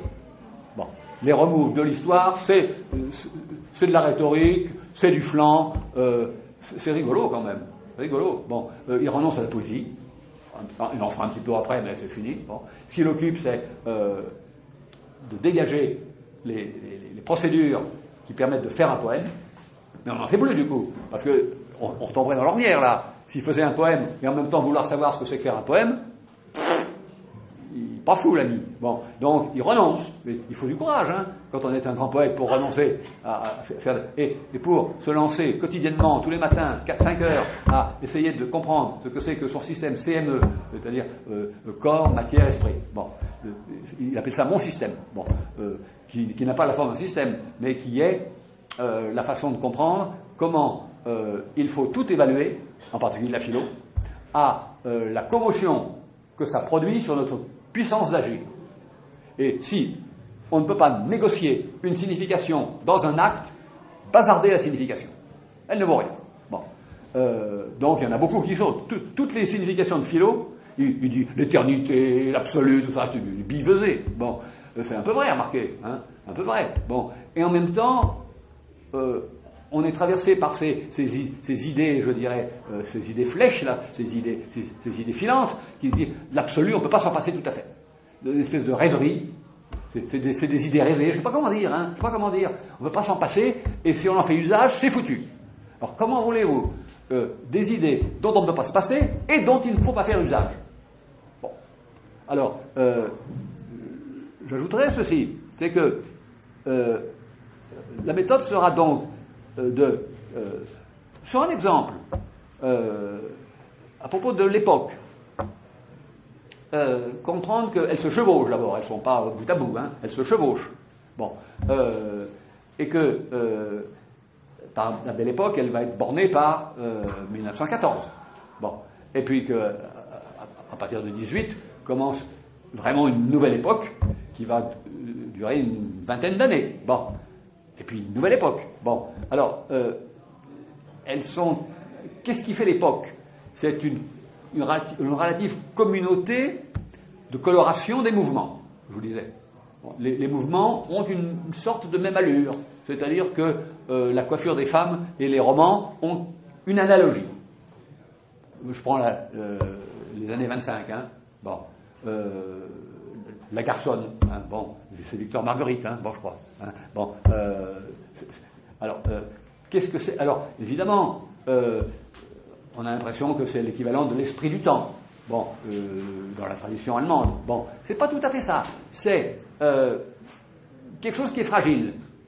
Quelque chose qui est... il y en a plusieurs en même temps, des fois. Plusieurs époques en même temps. Ça dépend. Bon, entre 94, début de l'affaire Dreyfus, et puis 1914, ça fait 20 ans, il y a, ça dépend des milieux français, évidemment, une espèce de, disons, de complication d'époque, là. Bon, sur laquelle il faut être. Bon, sur laquelle il faut être. Bon. Alors, qu'est-ce que c'est qu'une époque de philosophie? Je sais pas. Hein. Bon, il est évident que, pour moi, c'est pas 68 qui y est, c'est 62. 62, c'est la fin de la guerre d'Algérie. Nous avons échappé à la guerre civile. Bon, une guerre civile, hein, la guerre d'Algérie. Ça a fini en guerre civile, si ça été poursuivi. Bon. Évidemment, une espèce de culpabilité des Français sur leur façon d'avoir été pendant la guerre, 39-45, plus la culpabilité, pas de tous, hein, mais de certains, bon, d'avoir été donc contemporains non actifs ou actifs, disons, de la fin de la guerre d'Algérie. Il faut quelques années, et 68 est l'émergence, pour moi, de cette espèce de, comment dirais-je, pour moi, c'est de là que date, comment je dirais, la brièveté des amorces. Ça commence, et puis ça retombe. Et citez-moi une activité de longue haleine et de longue durée issue de 68. Vous en voyez? Si vous en voyez une, dites-le. Moi, je n'en vois pas. Je vois que tout, il y a des tas d'amorces, en tous les coins, tous les sens.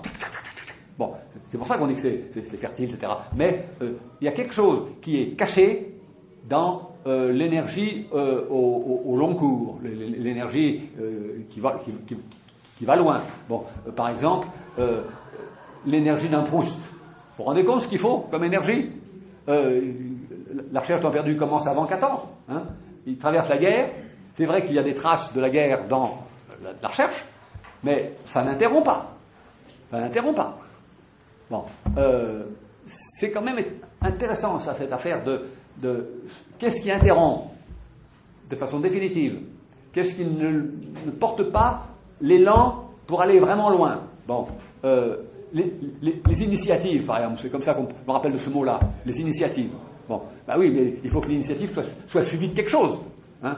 L'initiative, c'est initium, c'est le début. Bon, ensuite, bon, la continuation est rude. Continuation, bon, qui regarde dit pour finir, il faut un cœur de fer pour finir. Il faut un cœur de fer. Bon, mais pour poursuivre aussi. Pour poursuivre, c'est peut-être pas de fer, j'en sais rien. Bon, mais alors, j'aimerais travailler sur cette espèce de chevauchement. Les époques se chevauchent, hein, et c'est le chevauchement qui fait l'époque. C'est le chevauchement à laquelle vous appartenez. Bon, quand c'est le calme plat, c'est pas une époque. Je pense que c'est. Bon, il n'y a pas souvent de calme plat, hein, pas souvent. Bon, on disait dans les dans les familles populaires du Second Empire que le Second Empire avait été une époque heureuse parce que sans soubresaut. Je ne sais pas si c'est vrai ça. Hein. Bon, alors, la méthode que j'emploierai donc pour essayer de cerner simultanément le peu, mal, pas trop lié. Vous savez que c'est l'importance de la liaison en philo. Hein. Bon. Le peu, faiblement, pas trop lié. Et l'interruption ou pas, disons, des processus comme des œuvres. Bon. Le seul qui soit d'une énergie féroce, c'est précisément Valéry, les cahiers de 92 à 45, quand même c'est long, hein, 92-45, tous les matins, sans tellement se répéter. Bon, sans tellement se répéter. Bon, j'ai pas tout lu, hein, parce que ça fait 29 volumes comme ça. Bon, on me les a donnés, je les ai pris, évidemment. C'est une trop bonne aubaine. C'est passionnant, c'est passionnant.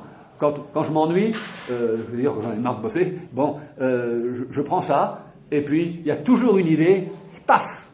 Bon, mais ce que n'aimait pas du tout de Santi, c'est que c'est sans suite. Il n'y a pas de suite. C'est amorcé, c'est formidable, mais après on se dit, ben, c'est à moi de poursuivre. C'est à moi de poursuivre. Et alors, si c'est à moi de poursuivre, bon, c'est pas du tout. Ou bien alors, il fait encore des travaux, mais c'est de la rhétorique. Tous ces écrits après, les écrits sur la politique, sur l'art, tout ça, il y en a de très beaux d'ailleurs, hein, mais il sait très bien que c'est un maître des joints ajoutés. Hein. Bon, il sait qu'il met un joint, paf, ça marche. Bon, alors, la méthode que je pratiquerai, c'est d'aller de la périphérie la plus extérieure du problème, de ce problème qui, dans le fond, n'a pas tellement d'urgence. C'est embêtant, un problème qui n'a pas d'urgence. Non? Ah oui, un problème, c'est urgent. Sinon, c'est pas un problème. Bon, si c'est un problème qui peut être résolu dans 2 mois, ben, on a le temps. Bon. Donc, périphérie extérieure, c'est ce que je fais là. Je marche un peu en vrille. C'est-à-dire que de semaine en semaine, je voudrais tourner un petit peu plus et m'approcher. Alors, il faut pas rêver. Hein. Je ne vais pas toucher la fine pointe. Hein. Je suis pas fou. Hein. Je n'espère pas trouver le Graal. Bon, mais quand même resserrer davantage la formulation, resserrer davantage. Mais je peux pas tout de suite. Je ne peux pas tout de suite parce que il faut que ça commence comme ça commence réellement, c'est-à-dire dans un certain flou assez passif. Bon. On peut ou on ne peut pas, on peut se priver de thématiser ce problème. Le monde n'en périra pas. Hein.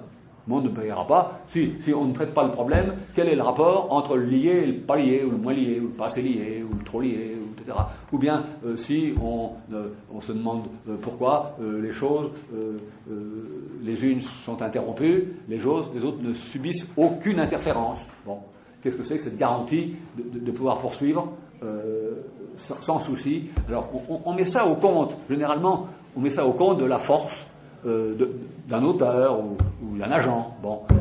Mais il faut bien voir que les processus historiques consentent à ce que ça puisse durer. S'ils ne voulaient pas, paf. Bon, là, je suis en train, je sais bien, d'anthropomorphiser. Bon, les processus sont indifférents. Ils s'en foutent. Hein. Bon, ils s'en foutent. Bon. Ils coupent. Hein. Bon, c'est comme ça.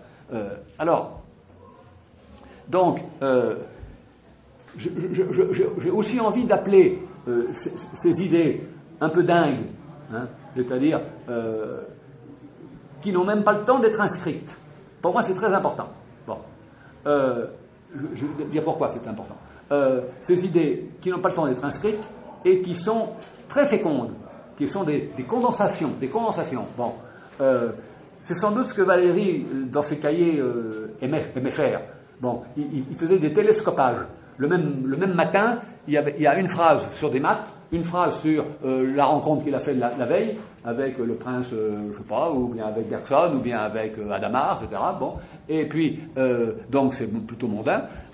Encore que la discussion soit pas mondaine, elle, mais c'est toujours un rapport un peu comme ça. Bon, et puis un truc de littérature, etc. Bon, et je pense qu'il se pose la question de savoir si ça doit être publié. Bon, dans les cahiers, il y a des pages qui concernent est-ce que ce que je suis en train de faire doit-il être publié. Il dit c'est pas publiable comme tel. Et pourtant, il ne faut pas retoucher. Alors qu'est-ce qu'on fait Bon. Alors, donc, j'aurais envie de dire aussi que ces idées, il en avait de ces idées-là, lui. C'est quand même un type très fort, vous savez. C'est le meilleur philosophe de la période.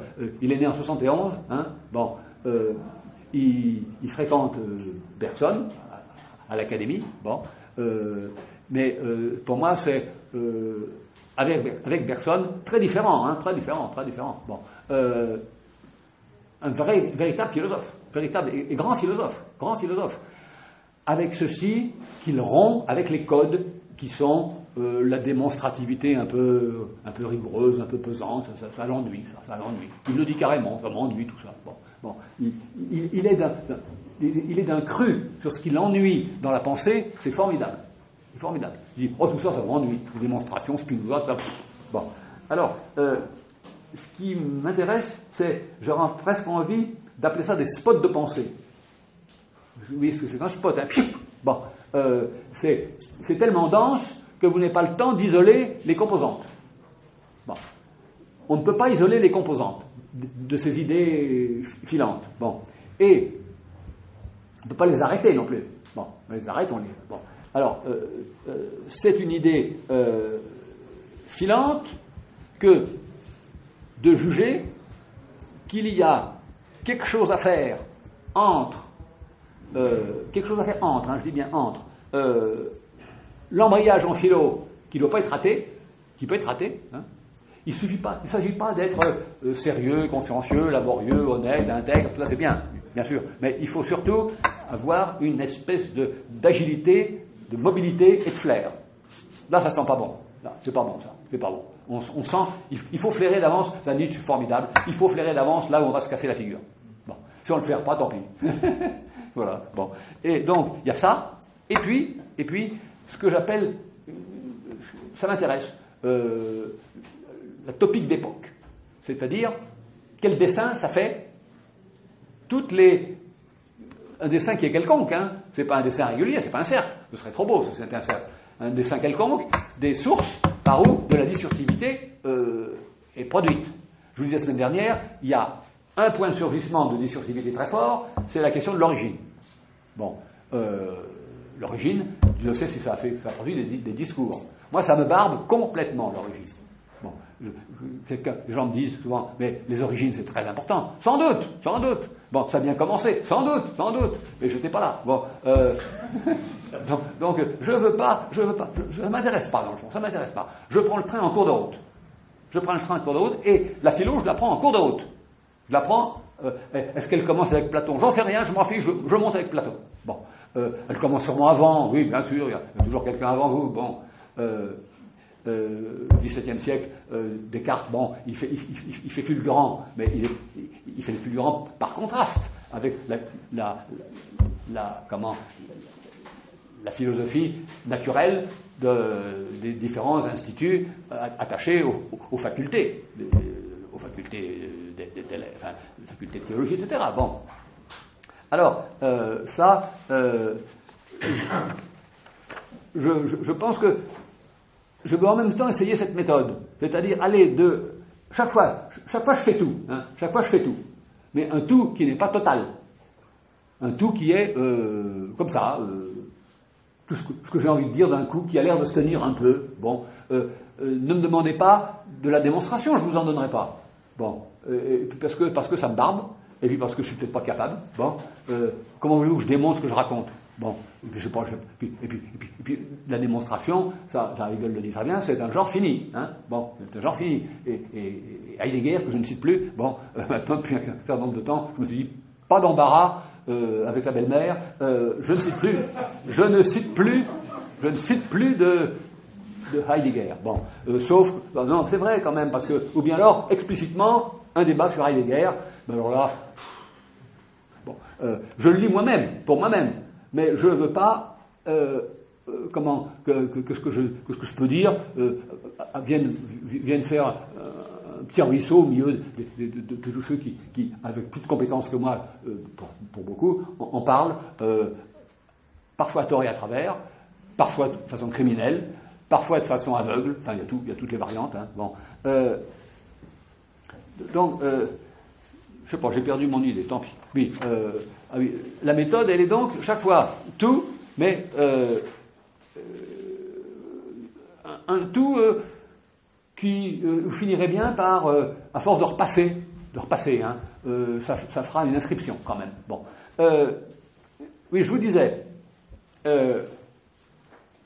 Ce qui m'a paru déterminant dans le troisième temps de philosopher, qui est philosopher sans philosophie. C'est que, si vous y regardez de près, tous les éléments, tous les actes, tous les existants existent deux fois, en eux-mêmes, factuellement, tels qu'ils sont. Que ce soit une idée, une feuille d'arbre, ou n'importe quel autre. Et ils existent une deuxième fois, inscrits dans l'entendement de Dieu, par exemple, quand on est au XVIIe siècle. Tout est inscrit en Dieu. Bon, par conséquent, rien... je trouve ça... c'était une très belle idée, quand même. C'est-à-dire que le plus petit événement qui survient ici est inscrit en Dieu. La mort d'un chat s'inscrit en Dieu. Il le faut, d'ailleurs, sinon Dieu est une rigolade. Bon, je pense... Moi, pour moi, il n'est pas une rigolade. Mais il faut prendre les choses au sérieux. C'est-à-dire que il est celui qui enregistre le moindre événement. La feuille qui tombe, elle est tombée et c'est éternel. Spinoza avait cette idée. Hein, c'est magnifique, ça. C'est magnifique. À savoir qu'une feuille qui tombe, et c'est très temporel, une feuille, elle va faire une lutte, etc. Bon, mais la chute, elle est éternelle. Ça ne veut pas dire qu'elle dure tout le temps. Ça veut dire qu'elle est ineffaçable. Bon, alors, la feuille a disparu, elle, terminée. Bon, et puis il y a son ineffaçabilité. Eh bien, aujourd'hui, j'ai l'impression, et je voudrais qualifier l'aujourd'hui, il n'y a plus la deuxième inscription. Autrement dit, les existences s'inscrivent en elles-mêmes, point final. Une feuille, elle tombe, fini. Bon, où tombe-t-elle? Qui la retient? Fini. Bon, Newton pensait encore ça. Le monde est un sensorium dei. Bon, c'était le sensitif de Dieu, le monde. Bon, c'est là où Dieu était sensible. Bon, c'est magnifique, ça. C'est par où Dieu était sensible, le monde. Bon, c'est vrai qu'il est. Bon, Dieu n'est pas sensible. Bon, mais c'était par où Dieu était sensible. Bon, eh bien, je ne sais pas quand. Si vous avez une idée, là aussi, faites signe. Il y a eu une cassure inouïe. Celle-là, elle est de taille, hein. Elle est de taille, et elle fait drôlement époque. À savoir que nous ne nous inscrivons pas deux fois, sauf les croyants, sauf quelles que soient les croyances. Hein. Je comprends très bien d'ailleurs qu'on ait besoin de la seconde inscription. Bon, je comprends très très bien. Bon, je crois que, comment dirais-je, je ne sais pas pourquoi. C'est un côté un peu désespérant, je vous l'accorde, que les choses n'aient lieu que quand elles ont lieu, comme elles ont lieu, point final. Mais il faut de la force pour ça. Ça exige une grande force de consentir à ce que l'interruption ou la dislocation ou la fin soit la fin. Bon. C'est-à-dire qu'il n'y a pas, je dis bien inscription. Et là, je pense que Derrida était encore dans une époque, vivait encore, lui, le penseur qu'il était, dans le registre de la double inscription. Et ce qu'il appelle trace, c'est quand même le fait que chaque étant, pour prendre ce mot qui... sais pas ce qu'il veut dire. Bon, enfin, chaque chose, quoi. Bon, disons plus simplement, ou idée, ou bon, se convertit en sa propre trace. Bon. Et donc c'est ineffaçable, inoubliable, etc., etc., etc. Bon. Autrement dit, une philosophie ne peut pas, si elle est vraiment une philosophie, se faire l'économie d'un certain mode d'éternité. C'est très important, l'éternité. Ça ne veut pas dire que ça dure longtemps, hein. C'est pas ça du tout, c'est pas du durée. C'est le fait que ce qui est a lieu sur un mode ineffaçable. Bon. Moi, je trouve ça à la fois je suis ultra sensible à l'effacement. C'est beau une chose quand même dont on sait qu'elle ne sera que fugace. Elle ne sera que fugacité. Ça s'appelle le temps, ça, hein. Ce qui n'est que fugacité, c'est le temps. Bon. Il y a des gens qui disent « Ah, ce sera formidable quand il n'y aura plus de temps. » Pas sûr, ça. Moi, j'aime beaucoup le temps. J'aime beaucoup le temps. Bon, ça paraît idiot comme phrase, mais j'aime qu'il y ait du temps. Autrement dit que ça commence, que ça dure, ça finit, terminé, on n'en parle plus. Bon, évidemment, des fois ça fait des malheurs, ça, mais... et en même temps, j'aime beaucoup le fait qu'il y ait de l'ineffaçable. On va me dire, comment vous faites tenir ça ensemble? Je ne m'en soucie pas. Je suis presque indifférent à la non-contradiction. Je vous l'ai dit, ça, hein. Bon, vous allez me dire, c'est un scandale. Mais oui, mais je m'en fiche. C'est typiquement une de ces idées qui me traverse. Dans le fond, la non-contradiction, c'est de la foutaise. Pour ce que je fais moi. Hein. Je ne vais pas engager les autres là-dedans. Hein. Bon. Alors, je reviens, et puisque je repasse sur... Bon, la première séance, elle a laissé beaucoup d'indéterminés. C'est évident. Hein. Ça, c'est pas grave qu'il y ait de l'indéterminé. Bon, souvent on me dit, mais continue, va un peu plus loin. Alors ça, je vous dis une chose qui est quand même assez constante chez les philosophes, ils ne peuvent jamais aller plus loin, je vous l'ai dit il y a plusieurs années, ils ne peuvent jamais aller plus loin que la phrase qu'ils ont dite. Si vous allez demander à Kant hein, d'être un peu plus prolixe sur le schématisme, il vous enverra au plot. Il dira, je ne peux rien dire de plus. Ça suffit. Bon. Si vous demandez à Aristote d'être un peu plus prolixe sur le premier moteur immobile, ça suffit. Bon. Etc., etc. Autrement dit, là où c'est essentiel, c'est bref. Très bref. Bon. Comprenne qui pourra. Bon. Alors, je ne reviens pas sur les trois mouvements, j'y reviendrai plus tard. Bon.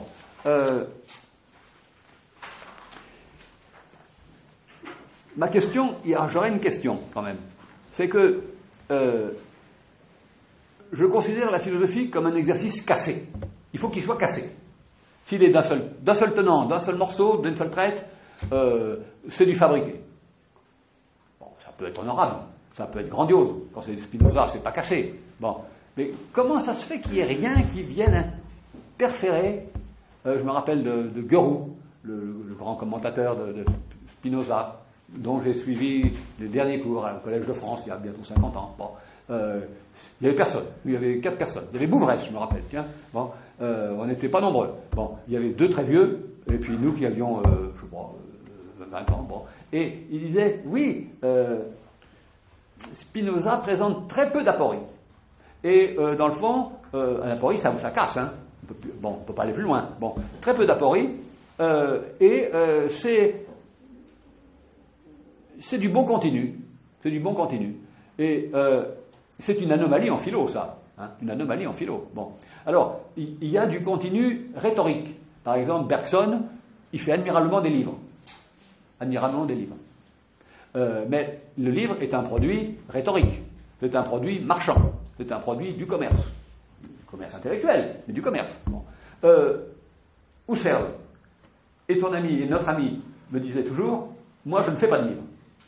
Alors qu'il en a fait plein. Hein. Bon. Moi je ne fais pas de livre. Bon. Et Husserl dit je ne fais pas de livre. Parce que le livre est un artefact construit, etc. Bon. Donc, lui aussi c'était un tenant du continu. Bon, il voulait pas casser. Bon, moi je pense que, conformément à ce que j'ai dit là sur le problème de l'inscription double, et des époques où il y a de l'inscription double et une inscription simple, peut-être qu'un jour il n'y aura plus d'inscription du tout.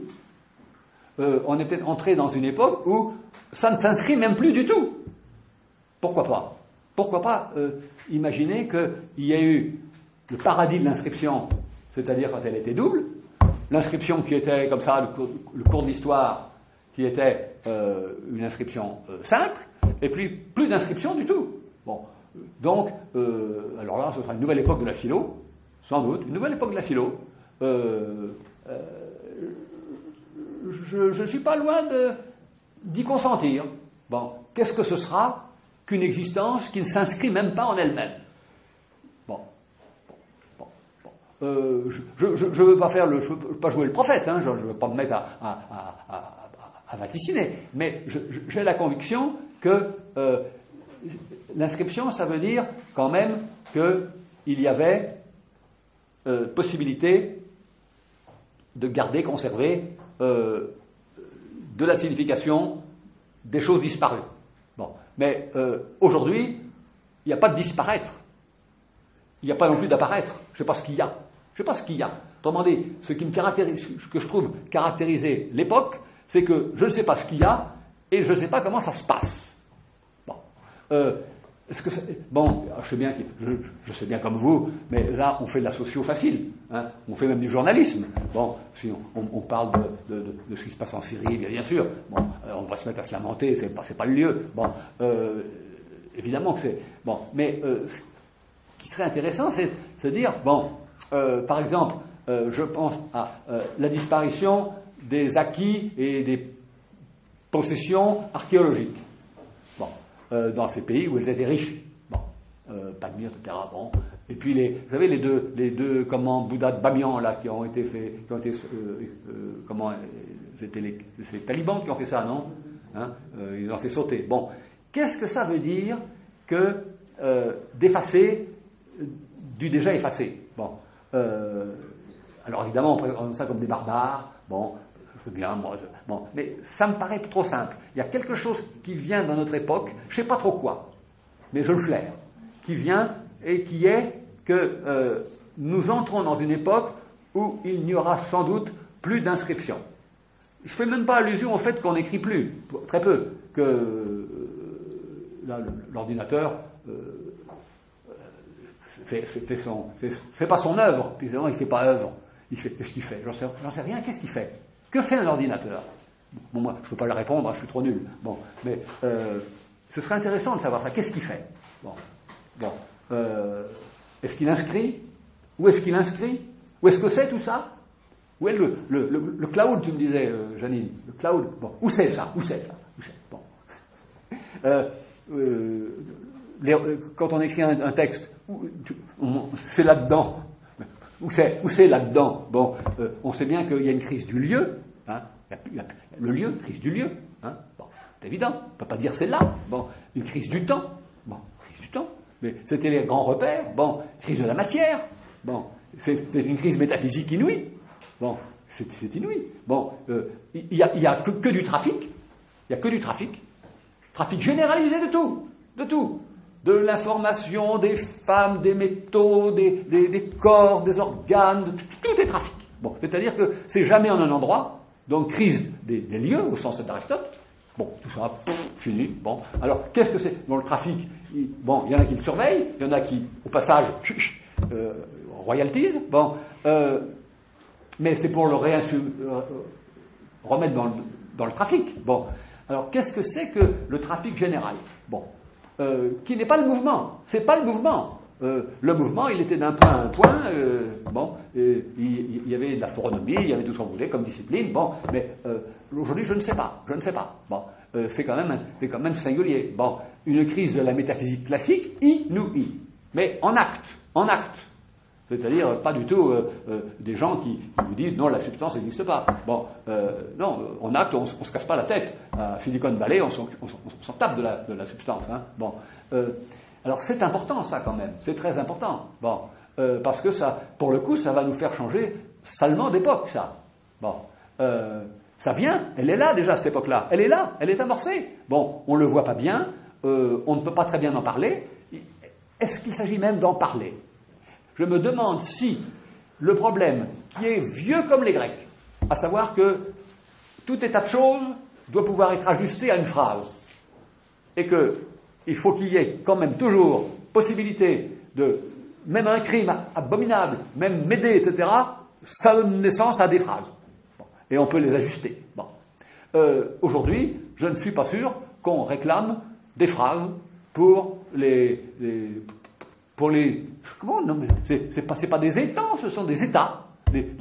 Bon, d'ailleurs, on dit bien, aujourd'hui, il n'y a plus de texte, il y a des états de texte. Hein. Bon, alors, un jour, il y a un texte parce qu'on le sort, au sens simple. Bon, mais, donc ça, voilà une chose qui m'intéresse. Que c'est que, là, il y a une cassure. Je ne sais pas. Alors, je ne veux pas entonner comme ça, une antienne journalistique. Tout ça, c'est la faute au numérique. Hein. J'en sais rien, moi. Bon. Mais ce dont je m'aperçois, c'est qu'il y a une crise des grandes données métaphysiques. Bon, c'est-à-dire, mais c'est pas une crise pathétique, hein, on pleure pas, hein, on élimine. Bon, alors, donc, une chose qui, pour moi, est importante, c'est que surtout pas de définition de la philosophie en surplomb. Surtout pas de réponse à pas de définition, mais d'emblée une immersion dedans. Bon, appartenir à. Bon, c'est tout. Bon, ne perdez pas votre temps à définir la philo. C'est autant, vous consommez en pure perte votre énergie. Bon, faites-en. Bon, c'est-à-dire, immergez-vous avec des ratés, bon, c'est pas grave ça. Bon. Et c'est quand même là une chose à laquelle je crois très fort, à savoir que quand on s'exerce et quand on est dans l'immersion, comme on ne veut pas se noyer, ben on nage. Et par conséquent, l'énergie vient en la faisant marcher. Bon, l'énergie vient en la faisant. Bon, c'est comme une dynamo. Bon, c'est exactement comme ça, la pensée.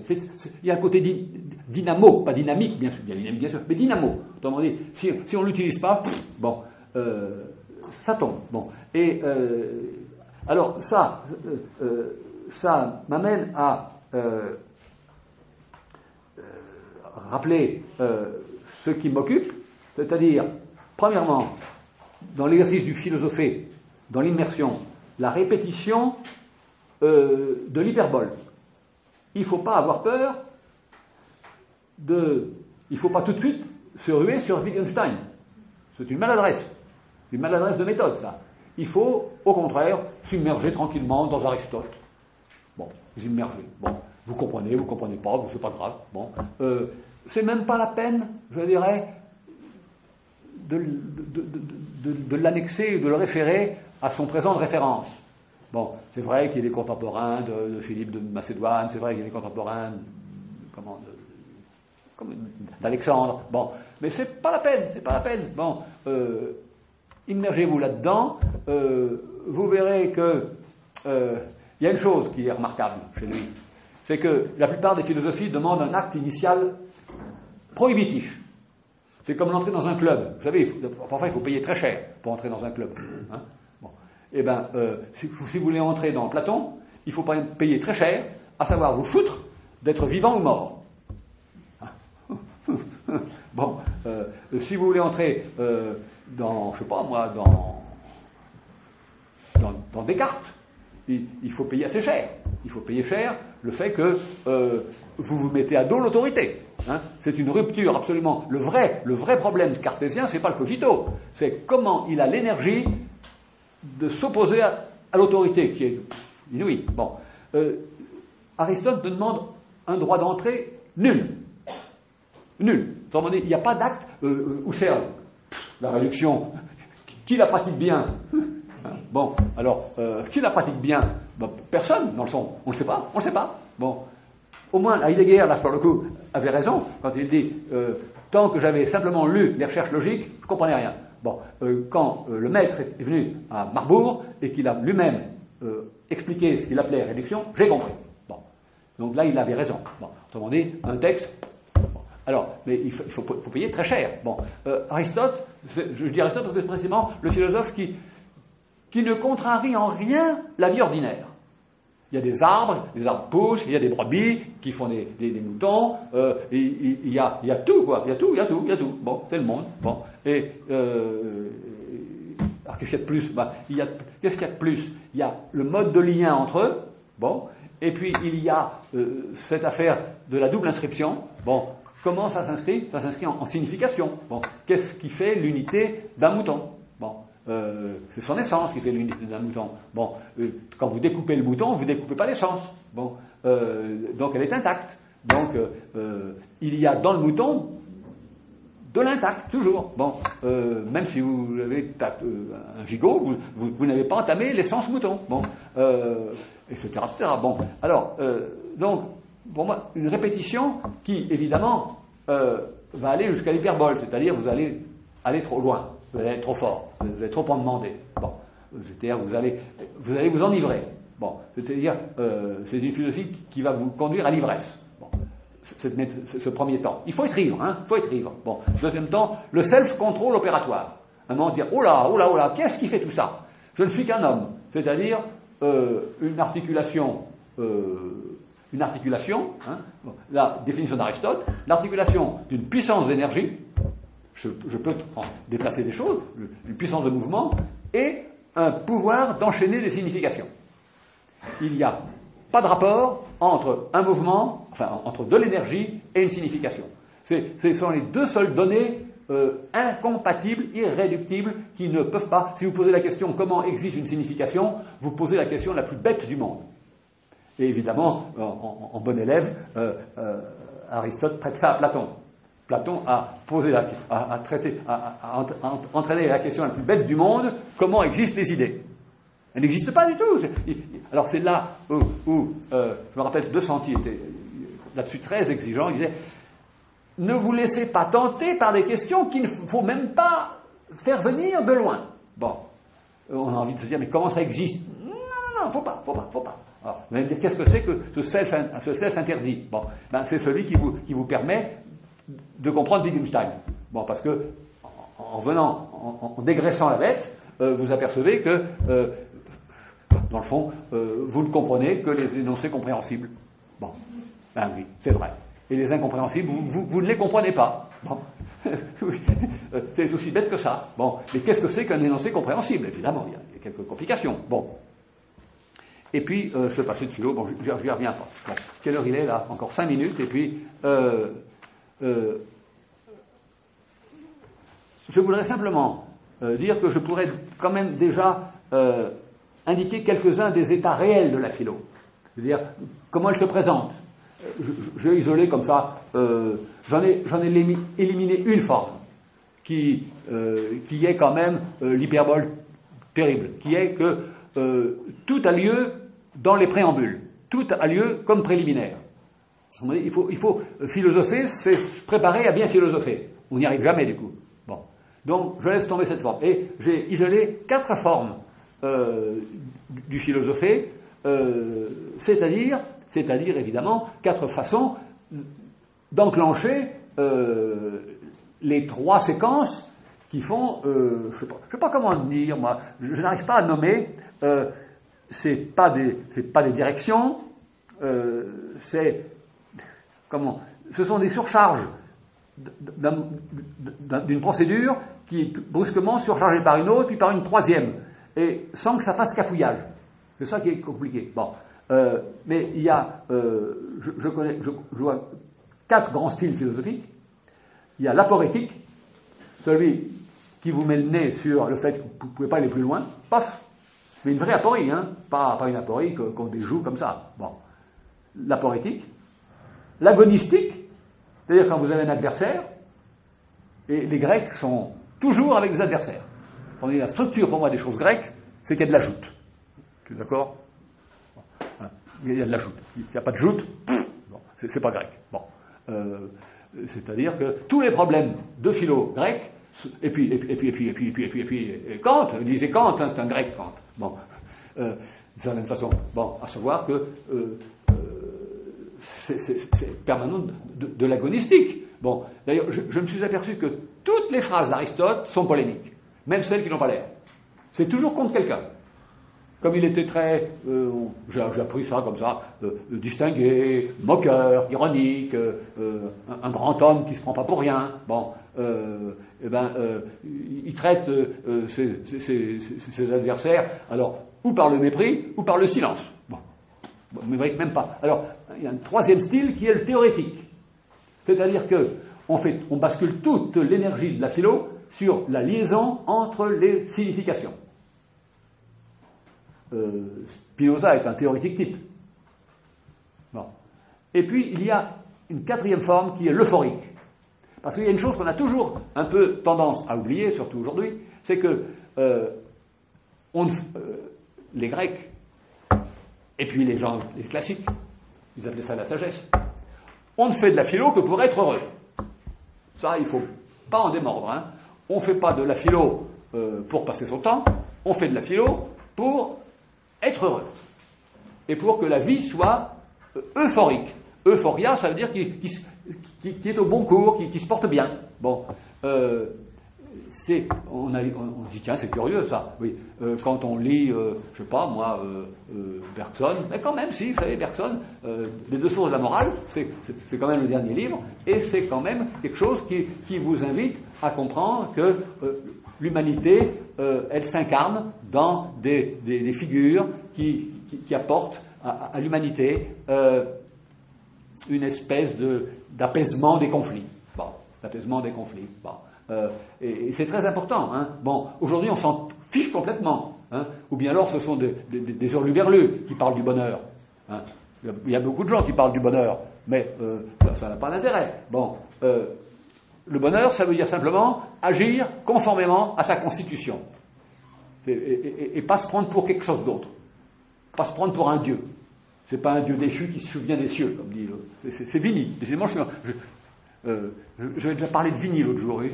Je sais pas pourquoi. Je m'en fiche complètement de Vigny pourtant. Je sais pas. La mort du loup, vous vous rappelez de ça, non? Oh là là, c'est loin. Bon, alors, bon, on a une constitution. La constitution, c'est que c'est à notre charge. Nous avons tous la charge d'assurer en nous la jointure de l'énergie et de la signification. Alors, de temps en temps, on fait passer la signification en tête, de temps en temps l'énergie. Bon, mais c'est pas bon. Il faut maintenir que ce soit accroché. Bon, et quand c'est bien accroché et qu'on conforte ça, on est heureux. Vous n'avez pas à poser la question qu'est-ce que c'est que le bonheur? On est heureux, point final. Bon, si on agit, j'ai presque fini, monsieur. Hein? Oui. Bon, eh bien, écoutez, oui, si. Un point, c'est que il y a quand même des gens qui me diront, mais monsieur Laureau, il y a des marqueurs philosophiques absolus. Quand on les emploie, on fait de la philo, point final, il n'y a rien à dire. Bon, et il n'y a pas à chipoter, chicaner, c'est de la philo, et c'est des marqueurs. Alors, je les connais, et je vous les donne. Et puis je vous en dirai deux mots. Ils sont très importants. Hein. Bon, ces marqueurs sont le par soi. Quand vous dites de quelque chose que c'est par soi, vous faites de la philo. Quand vous dites quelque chose, c'est en tant que tel. En allemand, c'est Hals. Bon. Bon. Quand vous avez quelque chose qui est index sui, c'est-à-dire qui renvoie à lui-même. Bon. Par exemple, chez Spinoza, le verum index sui ac falsum. Le vrai est à lui-même son propre critère et critère du faux. Ne demandez pas la preuve du vrai. Si vous ne le voyez pas, vous êtes aveugle. Tant pis. C'est à votre débit. Bon, c'est pas votre crédit. Bon. Là, Hegel reviendra à la leçon. Si vous dites là, est-ce que c'est vraiment le vrai? Ben vous êtes un crétin. Bon. Si ça vous saute pas aux yeux que c'est le vrai, tant pis. Là, ils sont parfois un peu du rail. Hein. Ils ménagent pas. C'est pas des tendres. Hein. Ce sont des brutes quand même. Hein. Ce sont des brutes. À savoir, vous comprenez pas, tant pis. Cavaillès, je vous l'ai dit 10 fois, c'est pas vieux, Cavaillès, il fait un cours pas de maths, mais d'épistémologie des maths. Il y a un gars de l'école normale qui lui dit je comprends pas. Cavaillès répond je peux rien pour vous. Bon, point final. Bon, je trouve ça très bien, moi. C'est vrai, on peut pas se comprendre à la place d'un autre. Si tu comprends pas, tu comprends pas. Bon, quand on a fait une version grecque, si on comprend pas le grec, on peut copier, on peut pomper, mais c'est autre chose. Ça. Bon, et puis un dernier, c'est la cause à subir. Bon, alors je ferai un petit destin de ces 4 opérateurs qui, la cause de soi, hein, la cause à suivre. Bon, quand on emploie ça clignote philo. Hein. Alors si vous voulez, alors ça clignote philo, c'est tout. Bon, y a que ça, hein, plus que substance, tout ça. Ces 4 trucs-là, vous êtes sûr. Bon, donc la semaine prochaine, on essaiera d'avancer un peu là-dedans. Hein. Avancer, je sais pas si on avance, mais à force de tourner, on finira bien par creuser un peu. Mais pas trop creuser, parce que la profondeur est dangereuse. La profondeur elle est précisément hyperbolique.